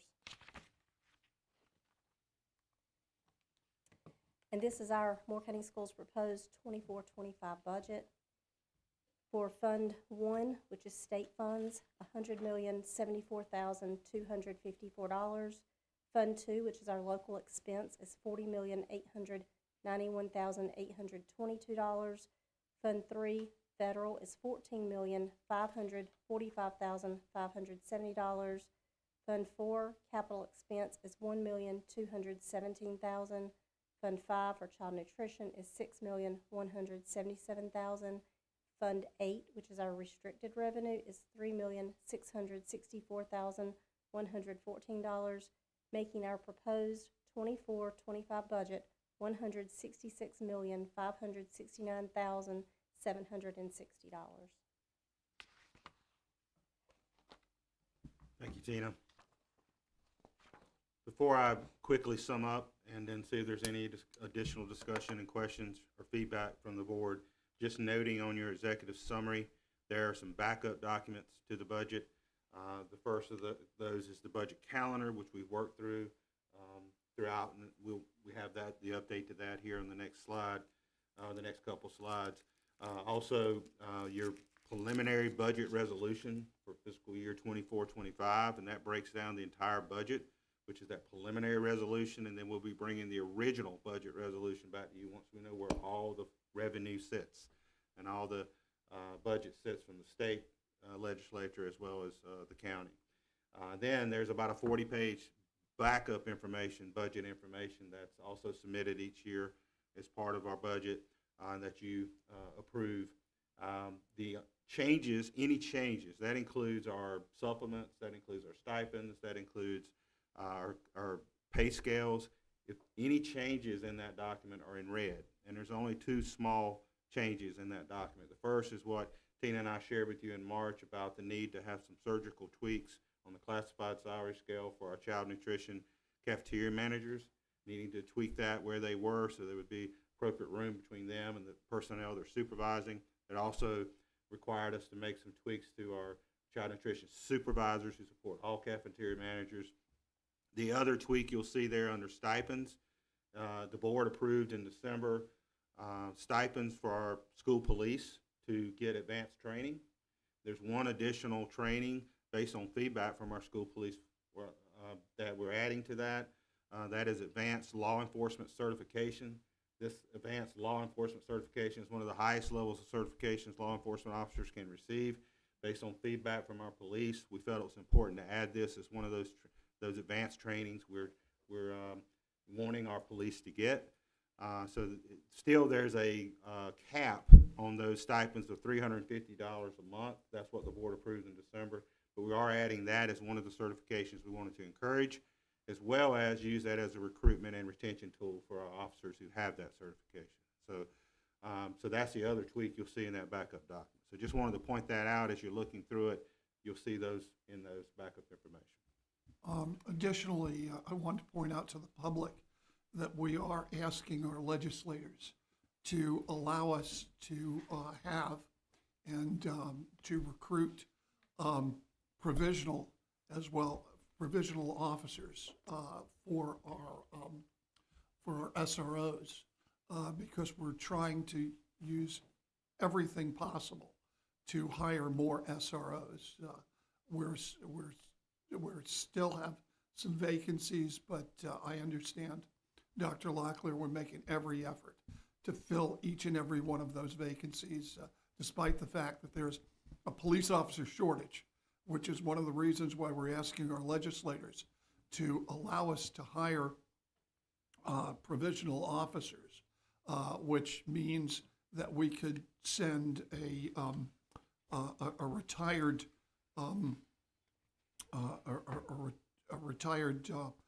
Army person or an out-of-state officer directly to the police academy, and then hire them directly without the necessity of having 1 year's worth of experience on another force, which makes it easier for us to hire people. So that's quite important. We hope our legislators will be able to give us that local bill this year. Yes, sir. And this budget assumes that we'll continue to grow our police force, and be fully, by 4 officers this year. So you're correct. We're moving as aggressively as we can to expand our force. Thank you. So the summary, just some key summary points before we wrap things up. Again, your budget is an articulation of your strategic plan, your vision, your mission, your core beliefs, and strategic goals. This budget would ensure the current level of operations is best possible while providing the highest level of service in an efficient and effective manner. I truly believe the County of Moore's investment in public education is an investment in our community. It's an investment in the vibrancy of our economy and continuing to make Moore County a great place to live and grow a family. We're utilizing a lean budget approach, trying to guard against using as much fund balance as possible. We don't have any expansion items in this budget, and we are recommending efficiencies and savings. And as always, I'd like to thank everyone, the entire board, for your time, your investment, the feedback throughout this whole process. Thank the staff as well. Of course, we have our board budget committee that's met additionally as well as part of driving this budget forward. And I want to thank you, chaired by Mr. Levy, Mr. Benway, Ms. Codwell, for your time and investment. The next steps in the budget process is your consideration of approval of your preliminary budget next week, either as presented to you today or with any recommended changes that you may approve as part of that process next week.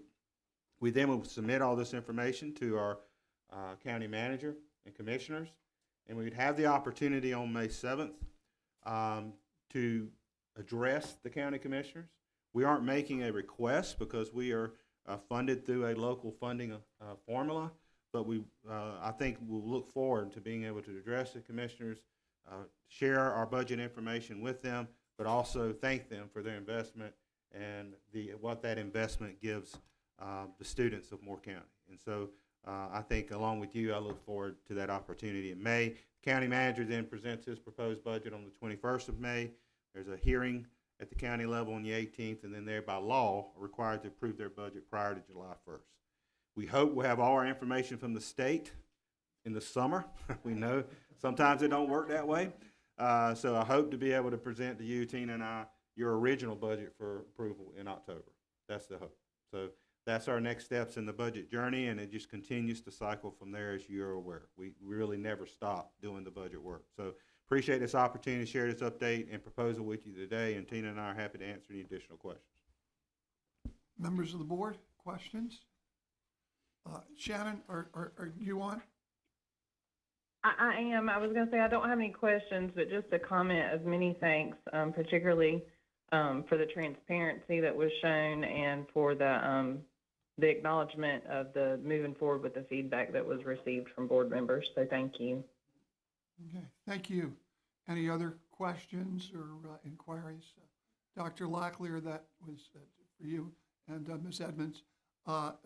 Just very, very thorough. And our beliefs are that this budget is adequate to make sure that we are working toward our goals as outlined in our strategic plan. Am I correct? Yes, sir.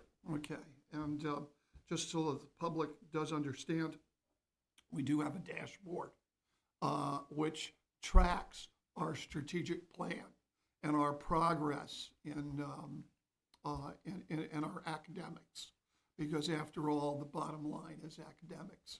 And so if any of the public wants to look and see how we're progressing, taking care of the education gap, taking care of rise in reading scores and the like, they can take a look at our dashboard, which is online. Correct? Yes, sir. Okay, thank you. Anything else? Okay, if not, we'll move on. We have our first Thank you, reading of new and revised policies. That is Ms. Davis. Do you want me to go over that, Ms. Davis? Because I see, I know you're on the phone, so I don't know what you have there. Well, I do. There's a lag in what I can see on the video. I'm live streaming the video, which I might actually need to. Anyway, it'd be better, I believe, if you just go ahead and proceed with it, and if I need to jump in, I will. Okay, please. Ms. Davis is our chairman of our policy committee, and she worked together with the policy committee to create these new and revised policies. This is the first reading of those policies. I did want to highlight, let me ask, in red is, well, these policies are mostly recommended by the state, North Carolina School State Board Boards. of not State Board of Education, the State School Boards Association. But there are a couple that are not, and I'm just trying to go over to those to point them out. Number 10.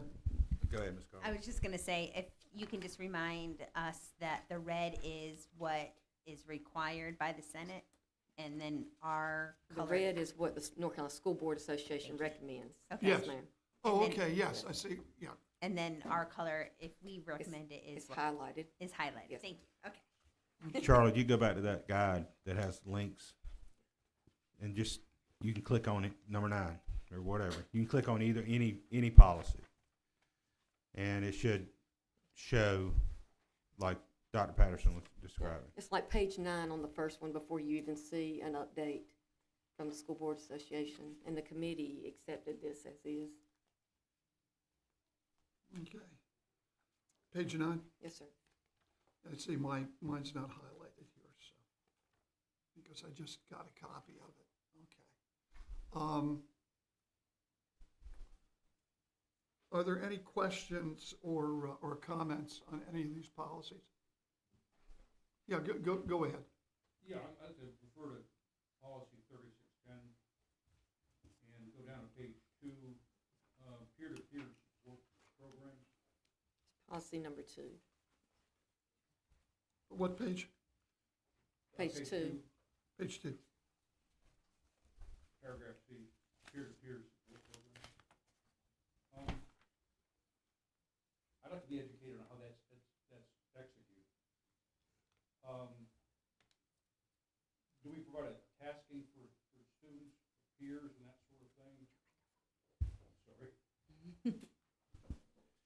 Do we, how is that executed?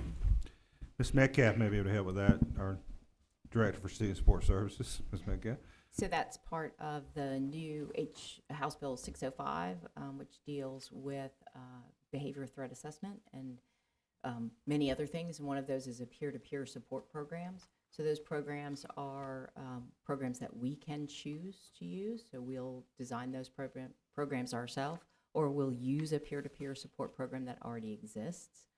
For example, our student-to-student programs are considered peer support programs in our already in our schools, but we'll vet all of those, look at them, and then we're in the process of coming up with what all of that will look like for Moore County Schools for the 24-25 school year. Okay. Would appreciate a kind of a concept of the operation when you get that together, the preliminaries. Absolutely. Be very interested. Thank you. Further questions or inquiries? My only, obviously, you know, I want to look at all these. That's why we do this now and have a week to look at them all. But was there any of the ones that were highlighted in yellow that you wanted to talk about or that stands out to you that you guys worked on? Okay. Does that make sense? Yes, yes, it does. Shannon? Okay, well, let me, the ones that we have, I believe in here, deal with, Number 11.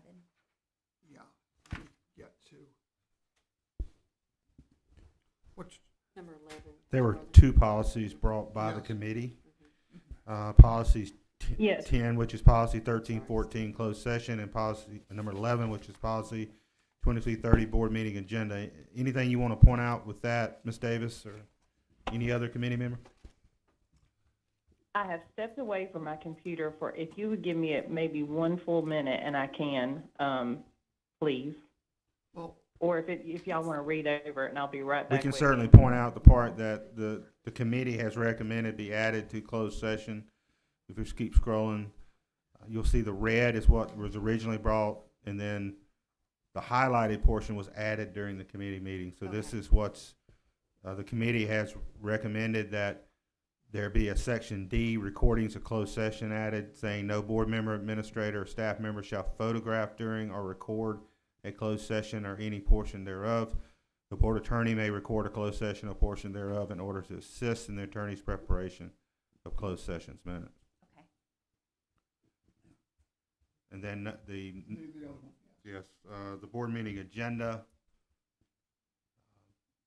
There was a section added about board member presentations that reads, the red again from the committee, the highlighted portion was added during the meeting. Before a substantive presentation is made by an individual member of the board on any matter proposed business, policy, or information topic, it will first be presented to the superintendent. Superintendent will then review, provide comments and feedback together with any administrative recommendations on the presentation. Thereafter, it will be referred to the appropriate committee for review before it be considered for placement on the board agenda unless a majority of the board shall determine otherwise. Thank you.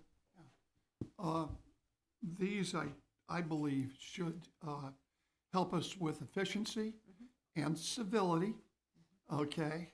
And it also is in keeping with the superintendent's contract, because as we've learned here today, the superintendent has the right to make recommendations as to anything that occurs in the board hearing.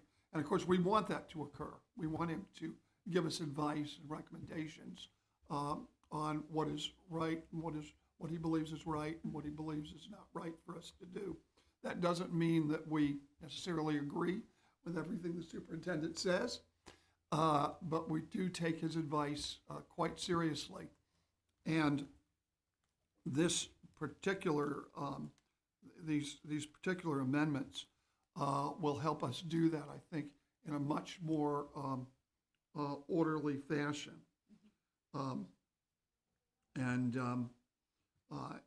In addition, the other one will allow us to say that, that especially when we have a closed session, the only person who would have possession of any recording of that would be our attorney.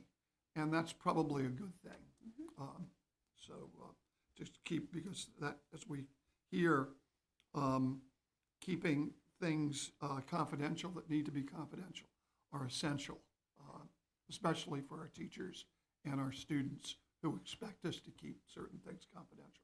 So, It is sad ethically that we have to put that in a policy. I will say that, but Yes. I get why we have to.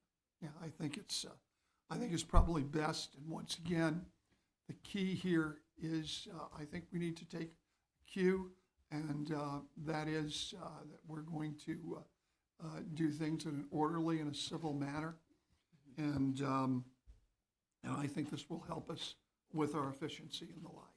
So I appreciate the hard work of not just the superintendent, but also the attorney, Mr. Schwartz, who helped us come up with these two particular policies. I think they're quite essential. So, anything else? Okay.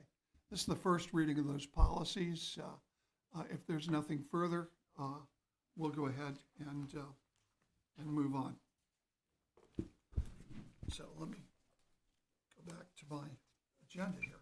So I am back now. I'm Oh, so yes. sorry that I had to step away for just a minute.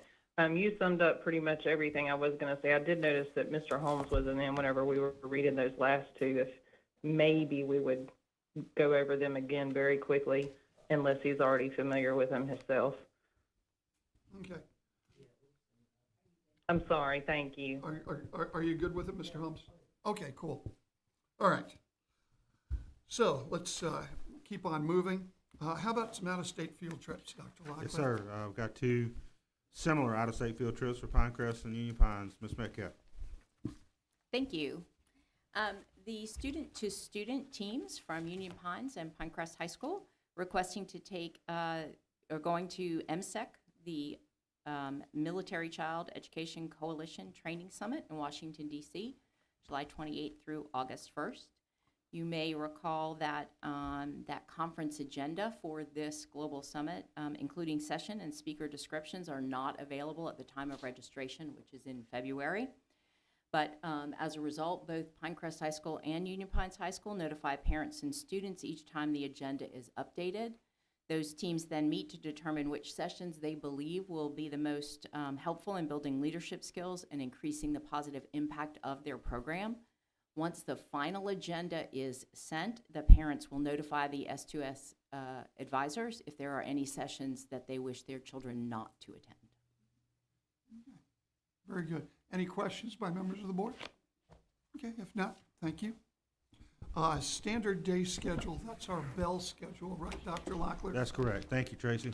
And Ms. Sinan is here for, I think, the next couple of topics. First, our standard day schedule, which is our bell schedule. And just reviewing that for you, I think there's no major changes to the schedule that we're currently utilizing. Does come with my recommendation for approval. And then we'll roll into, I think, a topic that may have a little more discussion, which is our school calendars for 25-26.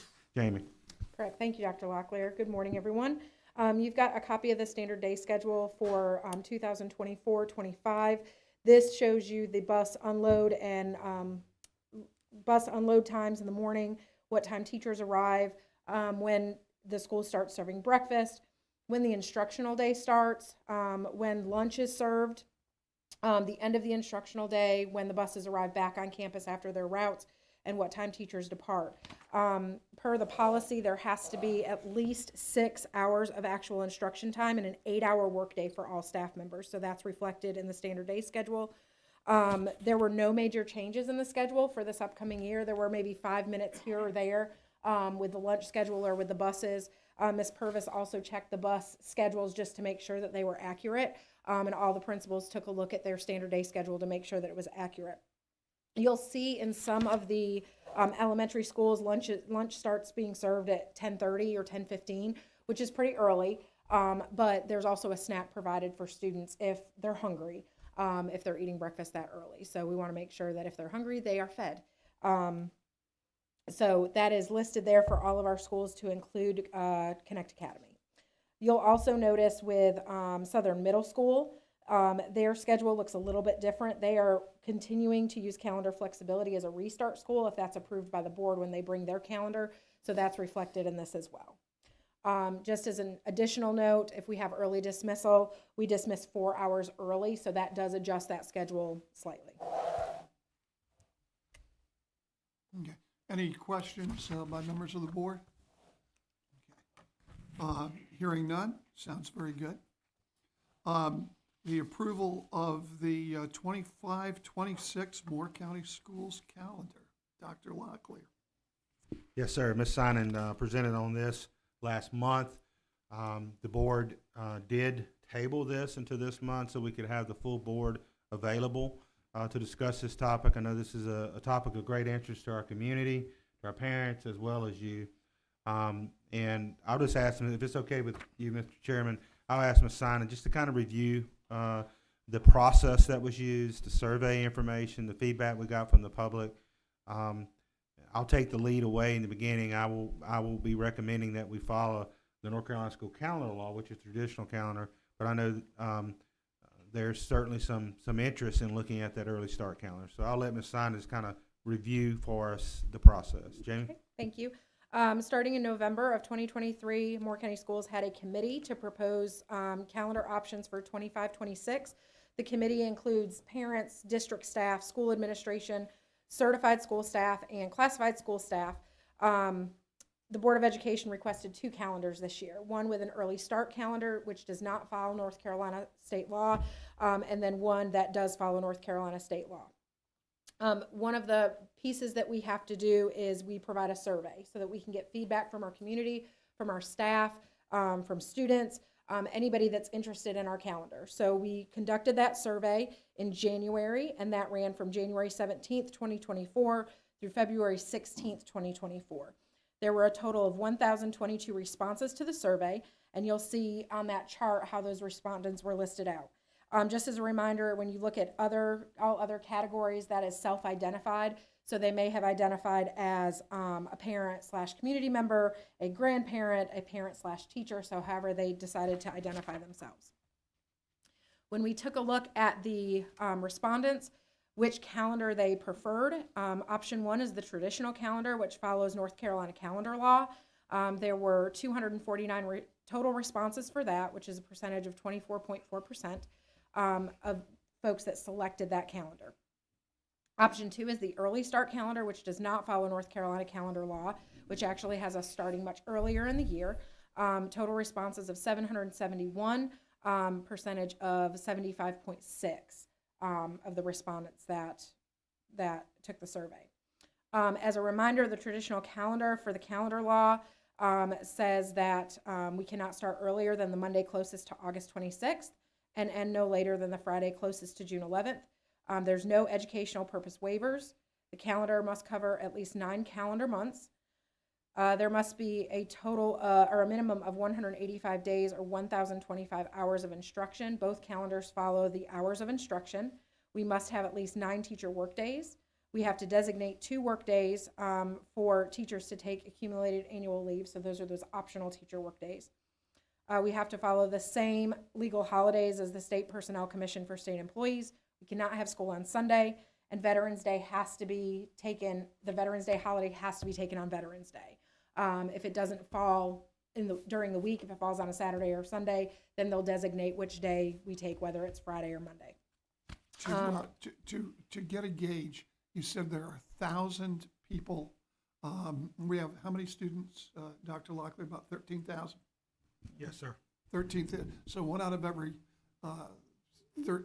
we had parents to respond and the like. 1,000. By the way, Dr. Locklear, for our budget, we had 20 people Correct. So this gauges the interest in this calendar. So there's an extreme amount of interest by our school, by our school family with regard to this. So That's just correct. Thought I would point that out. One of the highest rates of input that we get is on the calendar input survey. Yes. In that survey that we conducted, some of the feedback that we received was for the early start. There were folks that felt like spring break was too early, but there were a lot of folks that also felt like it was great because it aligned with the Sandhills Community College calendar. With the early start, the courses aligned to Sandhills Community College and North Carolina Virtual Public School, which our students participate in. They were concerned about the shortened summer that first year that we have the early start calendar. And they also felt as though that the early start calendar aligned more with our military when they have to PCS, because that happens in February or not in February, in December or in June. Overall, they asked for a fall break. However, as I shared before, if we put a week-long fall break in there, then that's going to affect, how much longer we have to go and things like that. So if we have winter break for 2 weeks, we have a fall break in October, then we have a full spring break. Those are a lot of days that could be student days that we're not using. Again, we had some folks that asked for a week off at Thanksgiving instead of just the 3 days. Same issue that you would have with fall break. And then also November 4th is a required work day. And the reason that that's a required work day is because that's election day. And a lot of our schools are polling sites. So we want to make sure that we don't have students on campus during that time. Charlie, if you can pull up the traditional calendar. We've got both the traditional and the early start calendar drafts here. The traditional calendar, school starts on August 25th and school ends on June 10th. The first semester ends January 16th after our Christmas break. It follows the hour guideline of 1,025 hours. We have a total of 1,065 hours, which gives us 40 hours banked, which is approximately 6 days. So if we have a weather-related situation or we have to dismiss school for a power outage or anything like that, we have 6 days that are banked that we can utilize. There's 88 days in the first semester and then 92 days in the second semester. For the early start calendar, Charlie, if you can pull that one up, school starts on August 11th, which is significantly earlier, a few weeks earlier than the traditional calendar. School ends May 22nd. So it ends that Friday before the Memorial Day holiday on the following Monday. The first semester ends December 19th, so it ends that day before Christmas break. This also follows the hour guideline of 1,025 hours. We have a total of 1,053 hours, which gives us 28 banked hours, which is approximately 4 days. There's 87 days in the first semester and 90 days in the second semester, which equals 177 days total. I have a question on that. For graduations, for that calendar, so that it technically would be the 22nd and 23rd for graduation? If we would fall on follow a Memorial holiday. Yeah, if we follow the same, calendar that we've done previously, that's typically when those graduations are. Okay, thank you. And because I'm a veteran, I won't say I'm old, but because I'm a veteran, when we had this calendar many, many years ago, that is the weekend we historically had high school graduations.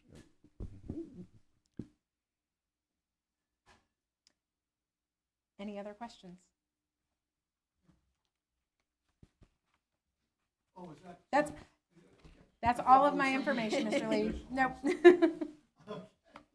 All right. Any comments by board members?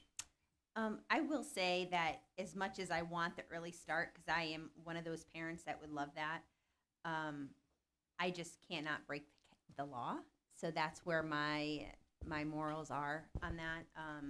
So I will be going with what Dr. LaCalere is recommending for the traditional calendar, unless the Senate says that we have the option to choose our calendar.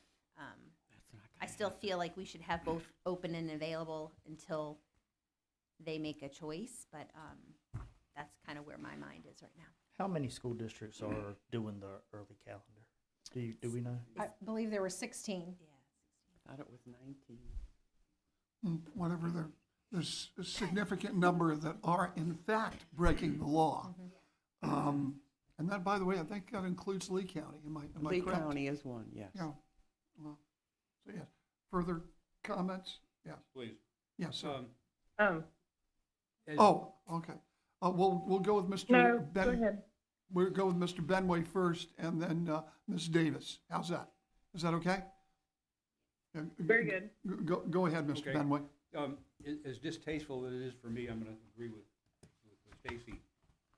For the people of Boer County, if this is an important issue to them, and I think it is, then it's time to climb on their senator's back and make this a key issue going into the next elections. We've got the tail wagging the dog in this instance.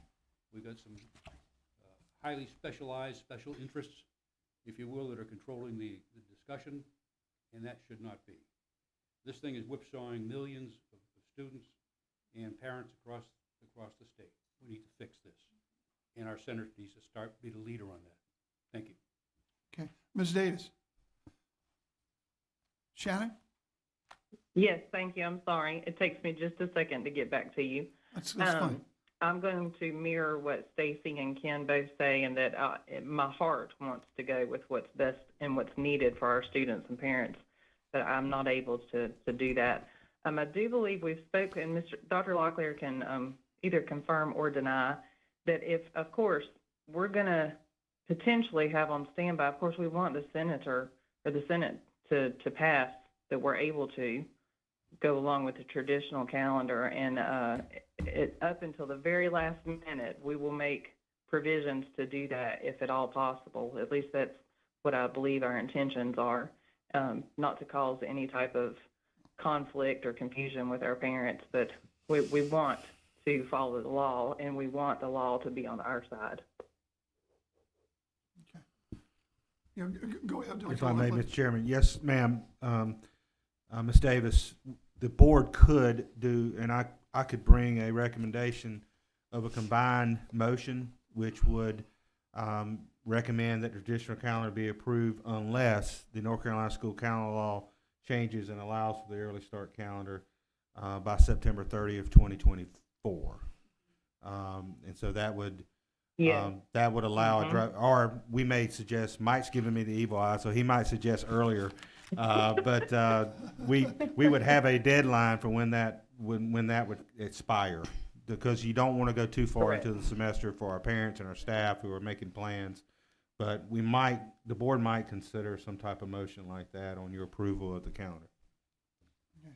Yes, and I don't want it to be burdensome to you all more than necessary, but as long as we can make the provision, I think that'd be the way to go. Further comments? Yes. Yes, go ahead. I am all for moving it. I think that our people who are running the Senate, I don't think this will ever change because there's too much money involved in this. And I am all for changing it, and I will stand by that. I am as well. I think we need to listen to our parents and our teachers, and I think this makes it way more convenient for our students going to college, our military people, and I'm not going to turn my back on the people who want this. So I'm all for it, changing to the early start. I am as well. Yes, sir. Yeah. Further comments? Well, just let me say that I'm impressed by one of the encounters that I had with a principal from one of our high schools when we were meeting there. And he was asked, what is the one thing what are the things that we can give you to help you in your school? And he thought for a long time. And then his response was, give me that early start calendar, because our military students are really messed up. Well, those weren't his words, messed up, those are my words, with our calendar, because they PCS at a given time, and our semesters is different from things in other states and other areas. So it makes for a hard transition for our military students. It also makes for a very, very difficult transition in terms of community college, because the community college starts their semester differently than ours does, and we have early graduates. And I'm not sure how that works, Dr. Metcalf, but I think that does mess it up a little bit for those students. Am I correct? Yes. It has impact. Okay, so, but I do respect the members of the board who say that there's a law and we have to obey the law, and we have to model ourselves as obeying the law, even though a lot of other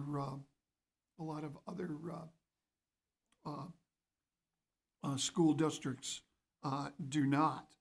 Let me say that the President Pro Tem of the Senate, I sat down with him. Okay, is that Mr. Berger, I believe?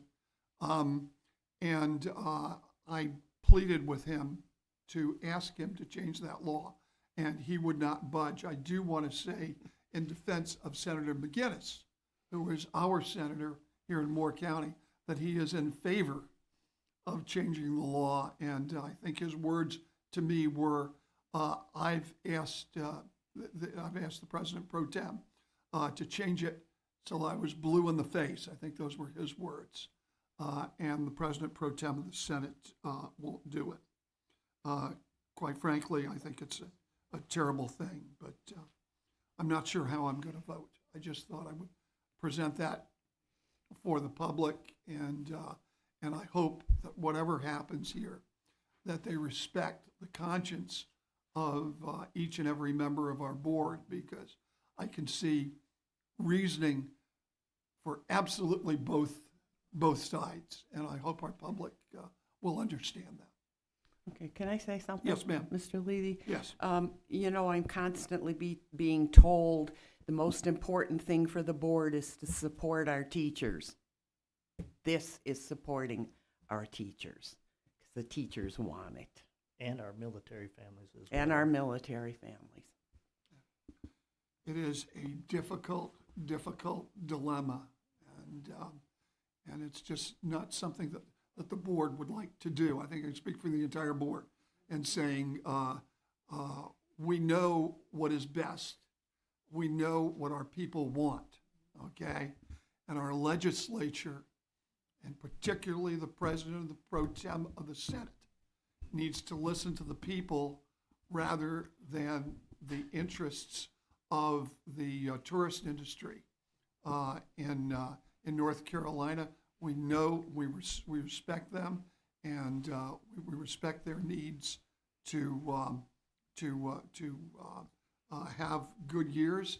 But when it comes to the tourist industry versus the education of our students and our families and our military families especially, okay, to me there's just no contest. So we do hope that the President of the Pro Tem of the Senate will relent and will give our students what they need. It's not a Republican issue. This is not a Democrat issue. It is, but it is an essential issue, and we hope that both parties will join and tell the President Pro Tem that we need this change in the law. Let me ask you a question. Yes. Hypothetically, I mean, how many more school boards will have to go to the early start calendar before our legislatures recognize that this change is needed or wanted? There's 100 counties in this. How many school districts? 100? 110. Yeah, 115. I mean, 115. 115, I tell you, I stand corrected. yeah, so you,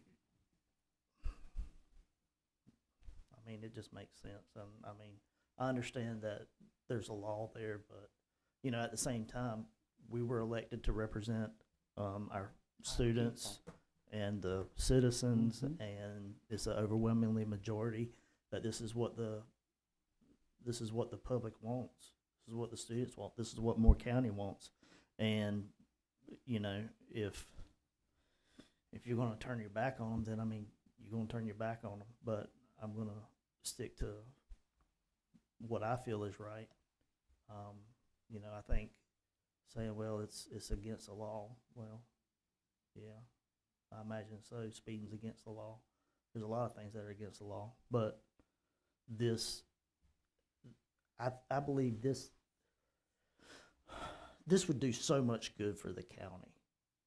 I mean, you know, I think I heard Stacy say something about it all boils down to vacations or something like that. And, you know, it's really sad that, you know, legislatures think that they know everything or what's best for every single county when that's simply not true. I would encourage everybody to take a second look at this and to think about the teachers, I mean, the parents. Think about the military families. I don't know, I'm very passionate about this, and I support it, and I would ask everybody to support it as well. Okay. Well, we will decide. I have Yes, one more thing. I yes, just please. wanted to add, Please. because I don't want it to be misconstrued that I'm not turning my back on anybody. That's a really harsh statement to say. But I will say that you also need to look at, and though it hasn't happened, thank goodness, but at any point when breaking the law, they can take all of your school funding away from you as well. So not that it has happened, thank God. But there's just certain, there's always a pro and a con to everything, and it's always what Dr. Locklear always used to say is the Jell-O effect. You rip one thing away, and the Jell-O ripples a little bit, and it affects something else. I just want the public to know I'm not turning my back on anybody, but morally, and I've always done this from day one, I will follow what the law has said. Not that I'm turning my back on the people, because I am the people. I want the early start calendar. I just don't want the repercussions, if there is any, to happen. So that's all I have to say about that. Okay. All right, and once again, I think we all do respect both sides of this issue, because both sides are quite compelling. Okay, so I think that's important for the public to understand, regardless of what decision is made in the next week on this. Okay, thank you. Anything else? Okay, so next, Dr. Locklear, we have something donated to a project for Pinecrest High School? Not yet. We have got one one more. other item. Oh, excuse before me. that. Oh, I'm have- sorry, I apologize. The approval of the K-3 and 3 through 5 literacy programs? That's correct, and the board will be familiar with these resources. And you see Ms. Gephardt is already fired up to share about bringing these to our teachers next year. And appreciate the board's support of this as this comes with my recommendation. Dr. Metcalf, Donna? So I'm super excited. Senate Bill 387 requires every school district to write a literacy intervention plan outlining how we are going to support students and how we're going to continue the implementation of letters. Through that, we receive a PRC funding referred to by us as PRC 085. There's some specific guidelines with 085 that are given to districts to ensure that we are sustaining letters and that we are having letters facilitators as well as continuing new teachers into letters, which we utilize 085 money to do so. But it also is there to help us make sure we have resources to implement our literacy intervention plan. So our literacy intervention plan outlined a couple things that was approved this school year, and this money our plan has to be approved or we don't get the money. So we actually submit the plan by October every year. Typically, we try to get it in by September. We typically receive the money November, December. This year it was a little later. It was not until December. But in our literacy intervention plan, we have outlined a couple resources that are critical and crucial to the development of our students.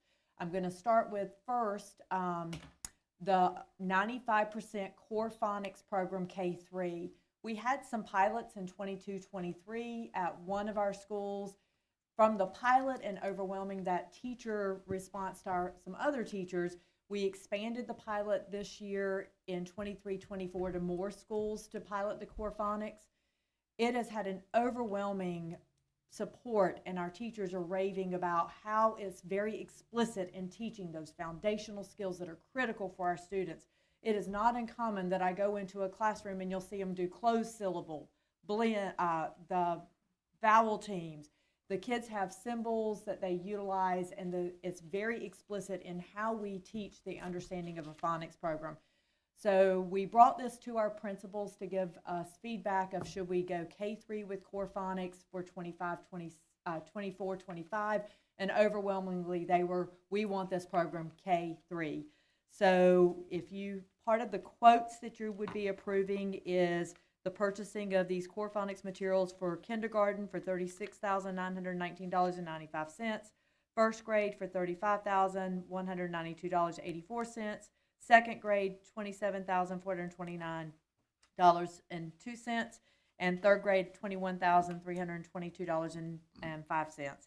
Part of that is with the core phonics, every student gets a workbook, so it's not this verbal conversation that we've currently had. Every student has a workbook that is his or her workbook, and the teacher has a very explicit instruction, and then we have code so the teacher can pull it up on screen so she doesn't have to go home and make all these elaborate PowerPoints. Everything is right there with a click of a button, so it is supports our learners greatly. The other piece that we are asking again is, of course, magnetic readers. We have had overwhelming response of how wonderful this iReady magnetic reading program is for our 3 through 5 students. So we will use our PRC literacy funds to purchase 95% core phonics if you approve that, and magnetic reading. Magnetic reading is $42,826.51. And that we're purchasing a few extra teacher books, but that is for the purchase of all student books because most teachers have theirs, which is why it was less than that $50,000 that we had to pay last year. So these two items would come, and we would utilize $163,690.37 of our literacy intervention plan funds, which we have to support that literacy intervention plan and the sustainability of letters. So we're super excited to push these into our schools and have a district-wide implementation of core phonics and the magnetic reading. Questions, Blair? Yes. Please. Describe for me these magnetic readers. So the magnetic readers are, I call it like an old anthology book. So every student has a book that they get to write in, they get to mark in. So there's a very systematic process where I think you've heard us mention before, I do, we do, you do. There's a story that we teach the standard. So if my standard is RL 3.2, so I teach my third grade standard of central message with this story. Then I let my kids do the second story together with some practice, and then we have some independent practice where I know, does the student understand that standard or not? So there's they're individual booklets that every student gets, and they are aligned to the North Carolina Standard Course of Study. So students get to keep these books? They get to keep these books. Okay, thank you. And the core phonics books as well. So that is a big difference in the phonics program, is they will now have an individual workbook that is my workbook. Okay. Do you have any of these big, tall books, these teaching aids that I saw over at Aberdeen at Ron Jackson's school that he bought? Remember all those tall books? Those are the big the books. old ones. Those are yeah. old from Balanced Literacy Days, the Okay. big books. Okay, good, thank you. We still use them once in a while. Yeah. Those are old. Old stuff. Okay. Anything else? Can I say something? Yes, ma'am, please. I'm very proud and very happy to vote yes for this. Yes! I love it when Fired fired up, fired up. It's an awesome program, awesome. It is, thank you. Okay, and this was previously budgeted, Dr. Locklear, this isn't anything new to the This is state funds, so this is specific state funds for this specific purpose. If I said that correctly, that's a Yes, tongue tie. yes, you did. But, It cannot be transferred specifically, I out. did, yes. All right, So, all right. yes. So that's quite important. And so anything else? Okay. If not, thank you very, very much. We appreciate all the work, your hard work you're doing on Thank you, Don. reading. That is so important. Now let's go to donated project for Pinecrest High School. Yes, per board policy, there's a donated project above $75,000 threshold. It requires board approval. And so Ms. Purvis is bringing such a project that would impact our Pinecrest High School baseball team. So I'll let Ms. Purvis share the information around this proposed donated project, and it does come with my recommendation. Ms. Purvis? All right, good morning. The Pinecrest Athletic Club, along with the PAC Baseball Committee, have worked to raise funds to build a baseball locker room and dugout. It'll be in the current footprint of the third base dugout. Currently, that baseball team does not have its own locker room or team space. The current structure will be taken down and a new dugout or locker room will be built in its place. The new dugout and locker room will be built by Legacy Home Construction, who's furnished the required insurance, license, and liability information. If you noticed in the attachment, the things that were submitted by Pinecrest noted that the locker room that was formerly the boys' baseball in 2020 was given to girls' sports. So girls are currently utilizing what used to be their locker room, and they no longer have one. The cost of the project will be $152,357.01, and it will be paid in full by PAC. You said PAC, is that? Pinecrest Athletic Yes. Club. Okay, thank you. Any questions or comments? What's the projected start date for construction? They are already taking a look at this. They're ready to go if we receive board approval. Okay, good. Okay. Thank you. And I think that's just wonderful that we've got some boosters that are willing to do that. So Yes, sir. we thank them very, very much. Okay, anything else? Okay, if not, let's move along. You have some bid results for us, Yes, sir. please. All right. Dr. Locklear or Ms. Purvis? I'll let Ms. Purvis go right into Okay. it. This is for a project at Northmore High School, which is long overdue. I know Ms. Purvis can share that. So Yes, sir. if you'll share this information with us, Jenny, thank you. Informal bids for the repair of the Northmore Courtyard were accepted on April 2nd. The scope of work includes grading and installing 3-foot drains to either side of that courtyard sidewalk, demolition of the old well house and capping of that well, as well as sidewalk repairs once the project is complete. The courtyard that we're speaking of is between the media center and the gym. If you've been to Northmore, the sloped area there behind the media center and the gym. This work is work that's still remaining from that 2019 edition that didn't get completed. Staff received the following 2 bids: the Ascot Corporation for $197,934.40, and Southern Quality Farms, $332,211. The apparent low and responsive bidder is the Ascot Corporation, and it's recommended that they be awarded the work in the amount of $197,934.40. This work will be completed this summer and will be funded with remaining county funds allotted to Northmore High School. So those county funds were remaining from that 2019 project, and we will utilize the remaining county funds to fund this project. Was there anything different that the Southern Quality Farms was doing to make their bid so higher, or was it the same? It was the same. As we looked at line items, there are differences in line items, but we did talk to some folks, and it was really overpriced when we looked at some of the line items. We also have viewed some work from Ascot Corporation, who were formerly mostly doing residential and have now gotten into commercial. And so I think that we're probably a young commercial project, although the residential projects that we have done and the smaller commercial projects that they've done turned out well. And so we did vet them, and they had good work. I think it's just a matter of trying to get your foot in the door and maybe already have a lot of work. But we're confident they can do the work. Great, thank you. Any other questions? Hearing none. Okay, thank you very, very much on that. How about resurfacing of some tennis courts? All right, the tennis courts at Northmore, Union Pines, and Pinecrest are in need of repair and/or resurfacing. 3 courts at each school will be resurfaced, colored, and lined, and the remaining courts will be repaired and relined. We received 2 bids, TNT Asphalt Solutions at $200,000 and North State Resurfacing at $236,842. Staff recommends award to TNT Asphalt Solutions in the amount of $200,000. The company has performed many jobs for us in Moore County Schools, and we've been pleased with their work.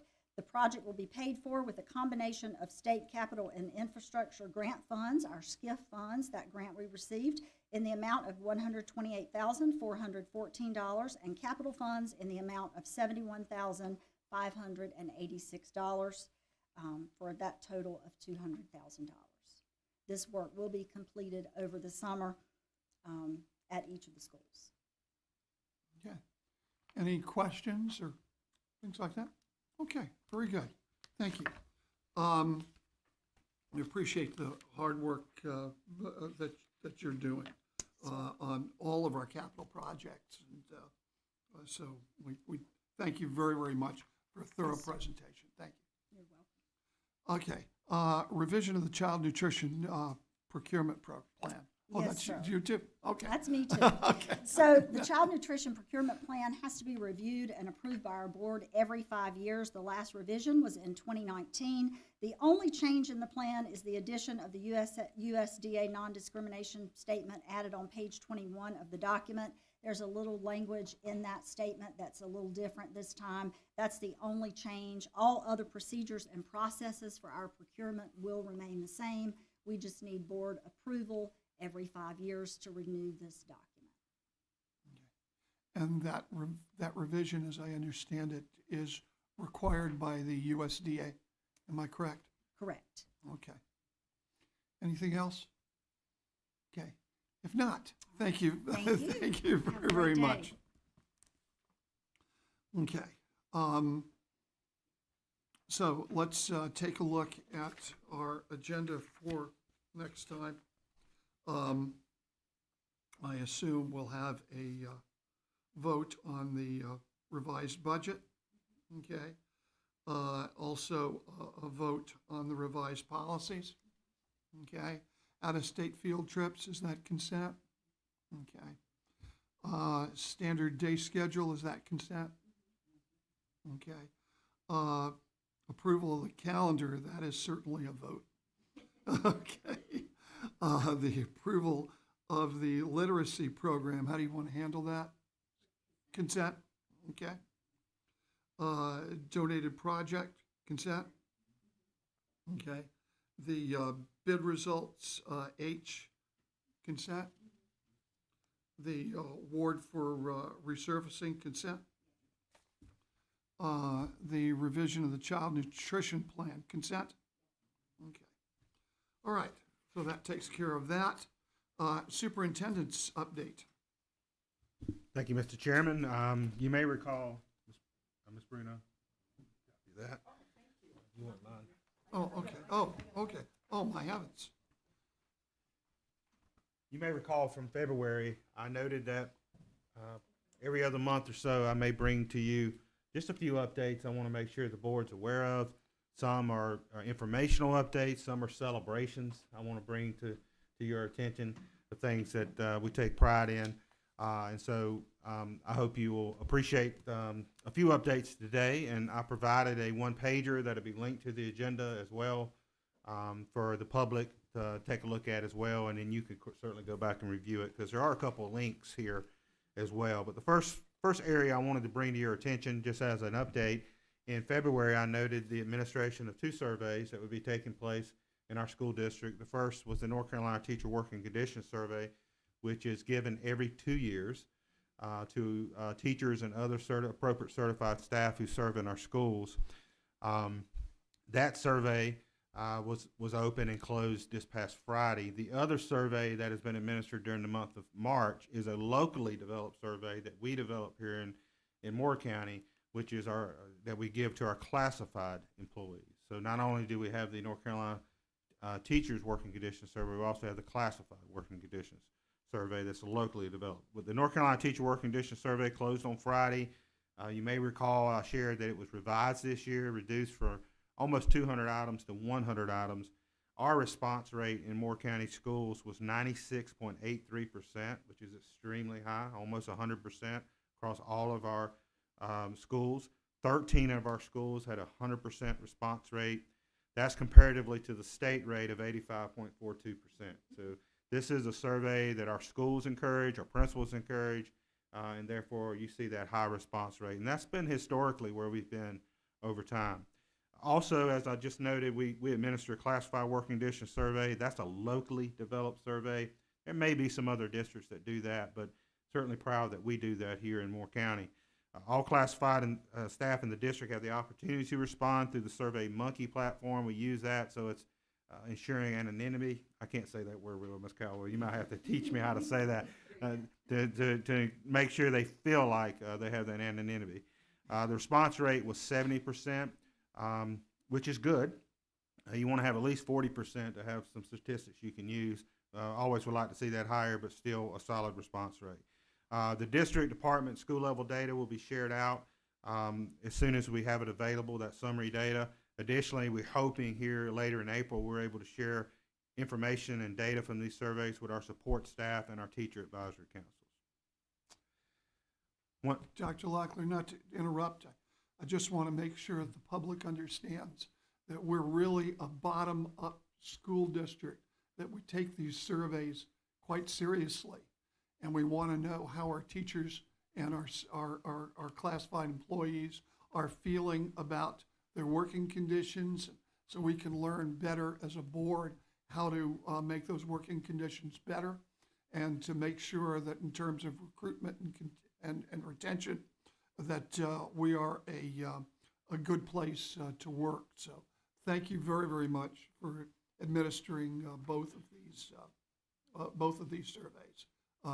Especially the classified employee surveys, which is not required. So that's a great thing done by your administration.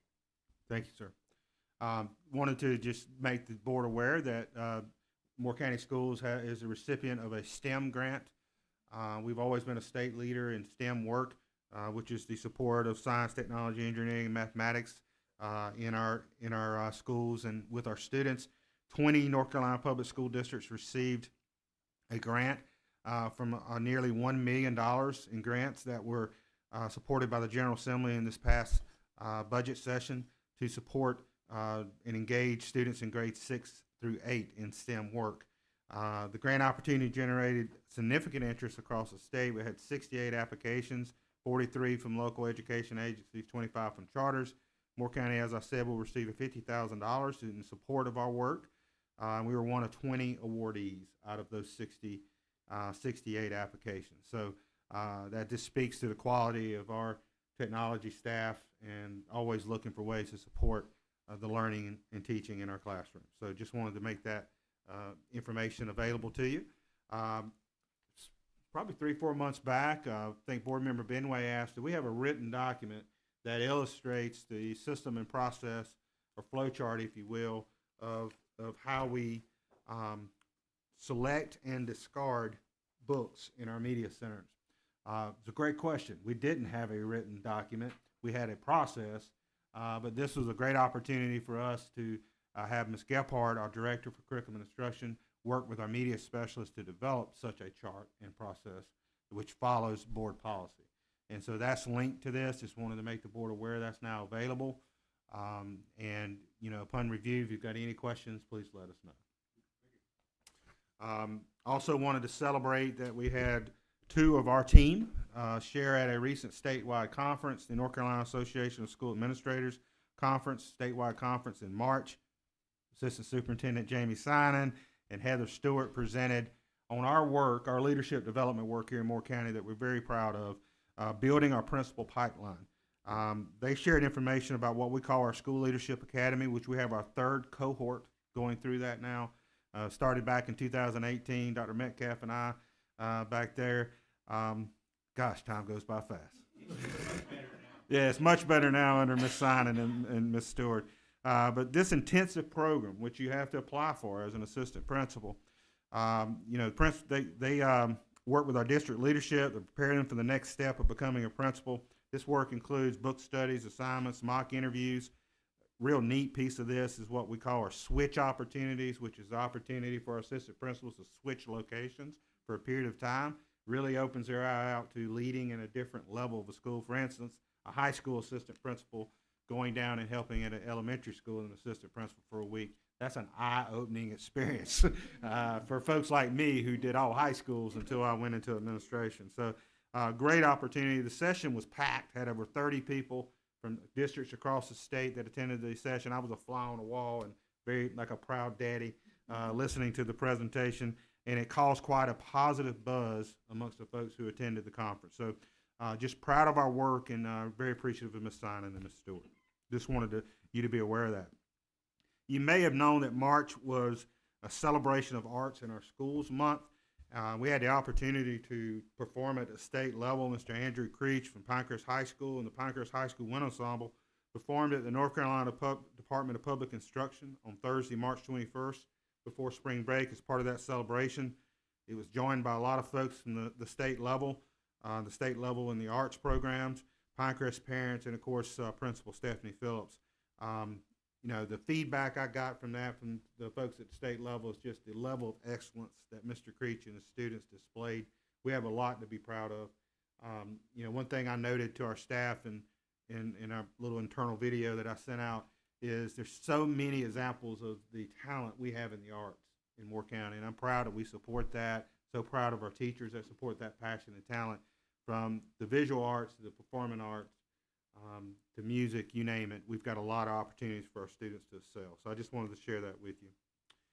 For the 4th year in a row, we have been recognized as a Purple Star District in North Carolina. We were just talking about the importance of supporting our military families and students, and I'm proud to announce that Moore County Schools has been announced again as a Purple Star District by the Department of Public Instruction. This designation is awarded to schools and districts that demonstrate military-friendly practices and a commitment to military students and families. So very proud of our continued work to support our military families. And lastly, last Friday I had the opportunity to attend the Burroughs Welcome Fund North Carolina 2024 North Carolina Teacher of the Year celebration. And as you probably remember, we have our own regional Teacher of the Year here in Moore County. Ms. Jennifer Blake was announced as the Sandhills Regional Teacher of the Year earlier this year.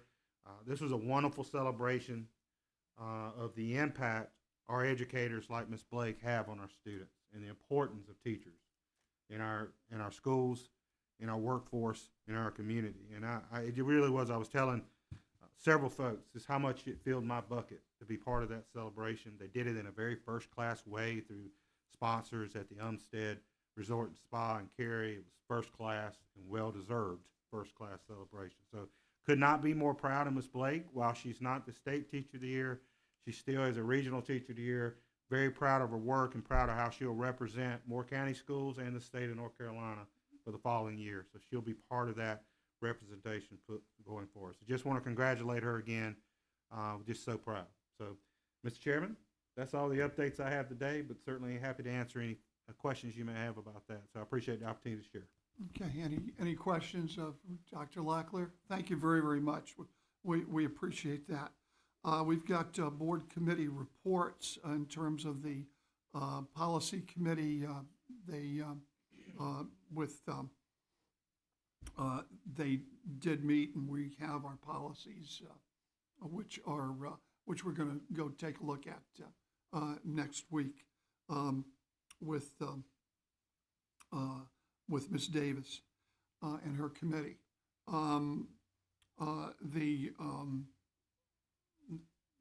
The committee on the budget, we've already gone over that.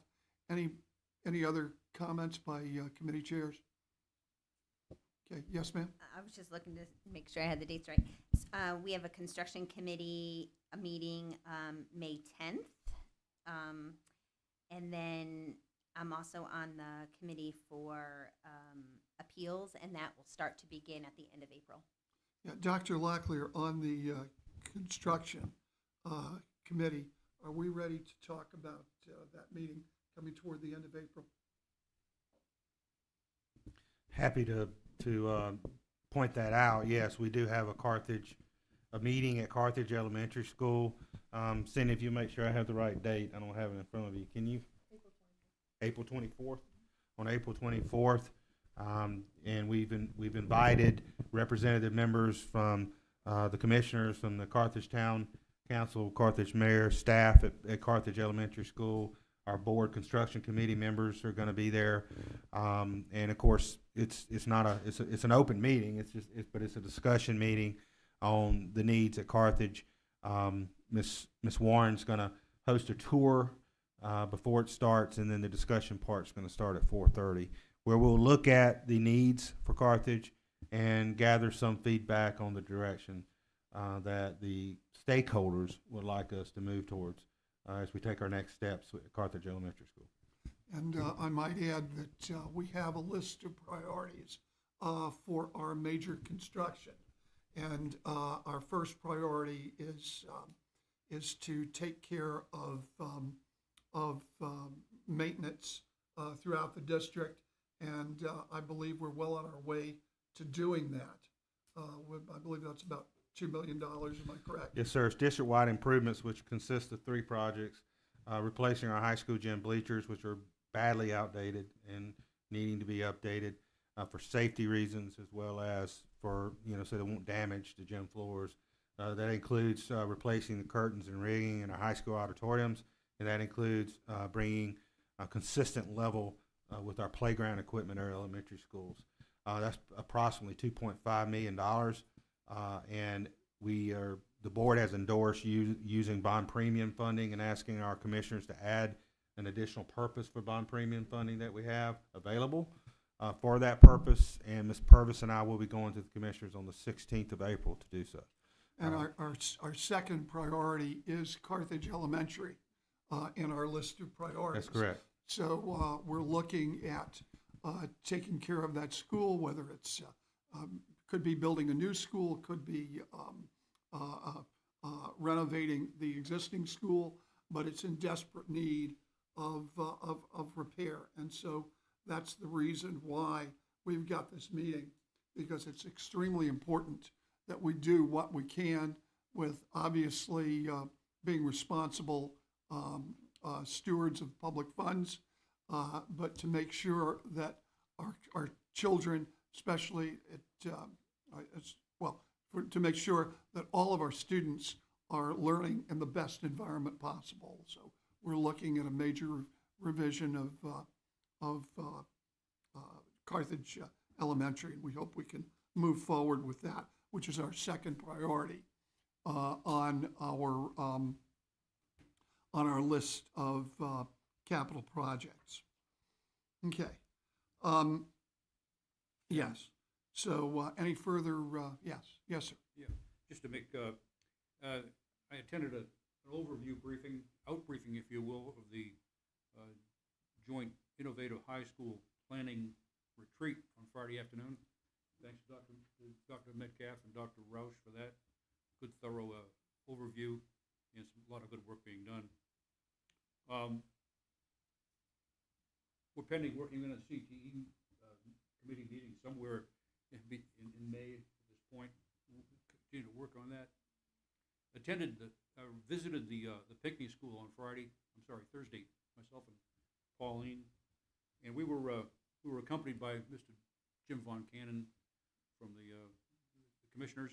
It was a good, solid visit. I'm sure he got a lot out of it, as we did also. It was always appreciative to go to Pinckney. That's about it. Thank you. Okay. Anything further in terms of committee reports? Hearing none, we'll go ahead and move to board comments. Ms. Caldwell. I don't have anything other than make sure you wear your glasses for the today. Yeah, we're gonna get For out the eclipse before the eclipse, aren't we? I don't want anyone going blind, so. Okay. Mr. Benway. No, sir. Thank you. Okay. Ms. Bruna. Yes, I would like to say congratulations to Jennifer Blake. I think that's wonderful. I would like to thank Dr. Locklear and Tina for monumentous work on our budget. I think you did a great job, and it's very well appreciated. And I do want to follow up with what Ken Benway said about Pinckney. It was, what a wonderful visit we had.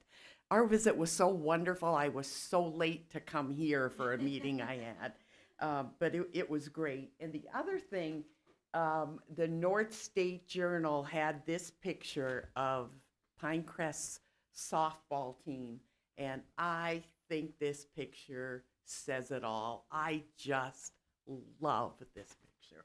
I am so proud when I look at it. And the two girls in the front, Maggie Drake and Addison Stayskull. I just love this picture. So I think you look at this and we are doing our job. Thank you. Thank you. Ms. Davis? Nothing right now. Thank you for being patient with me, and Miss Cindy for making a provision for me to be here today.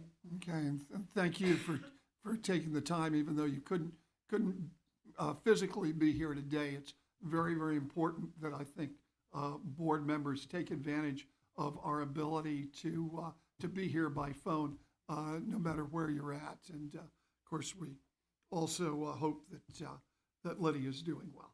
Okay, let me see if I can do this. Am I gonna? Is this gonna work?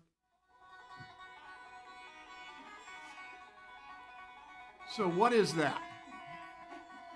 Okay, that is a young man, okay, doing his banjo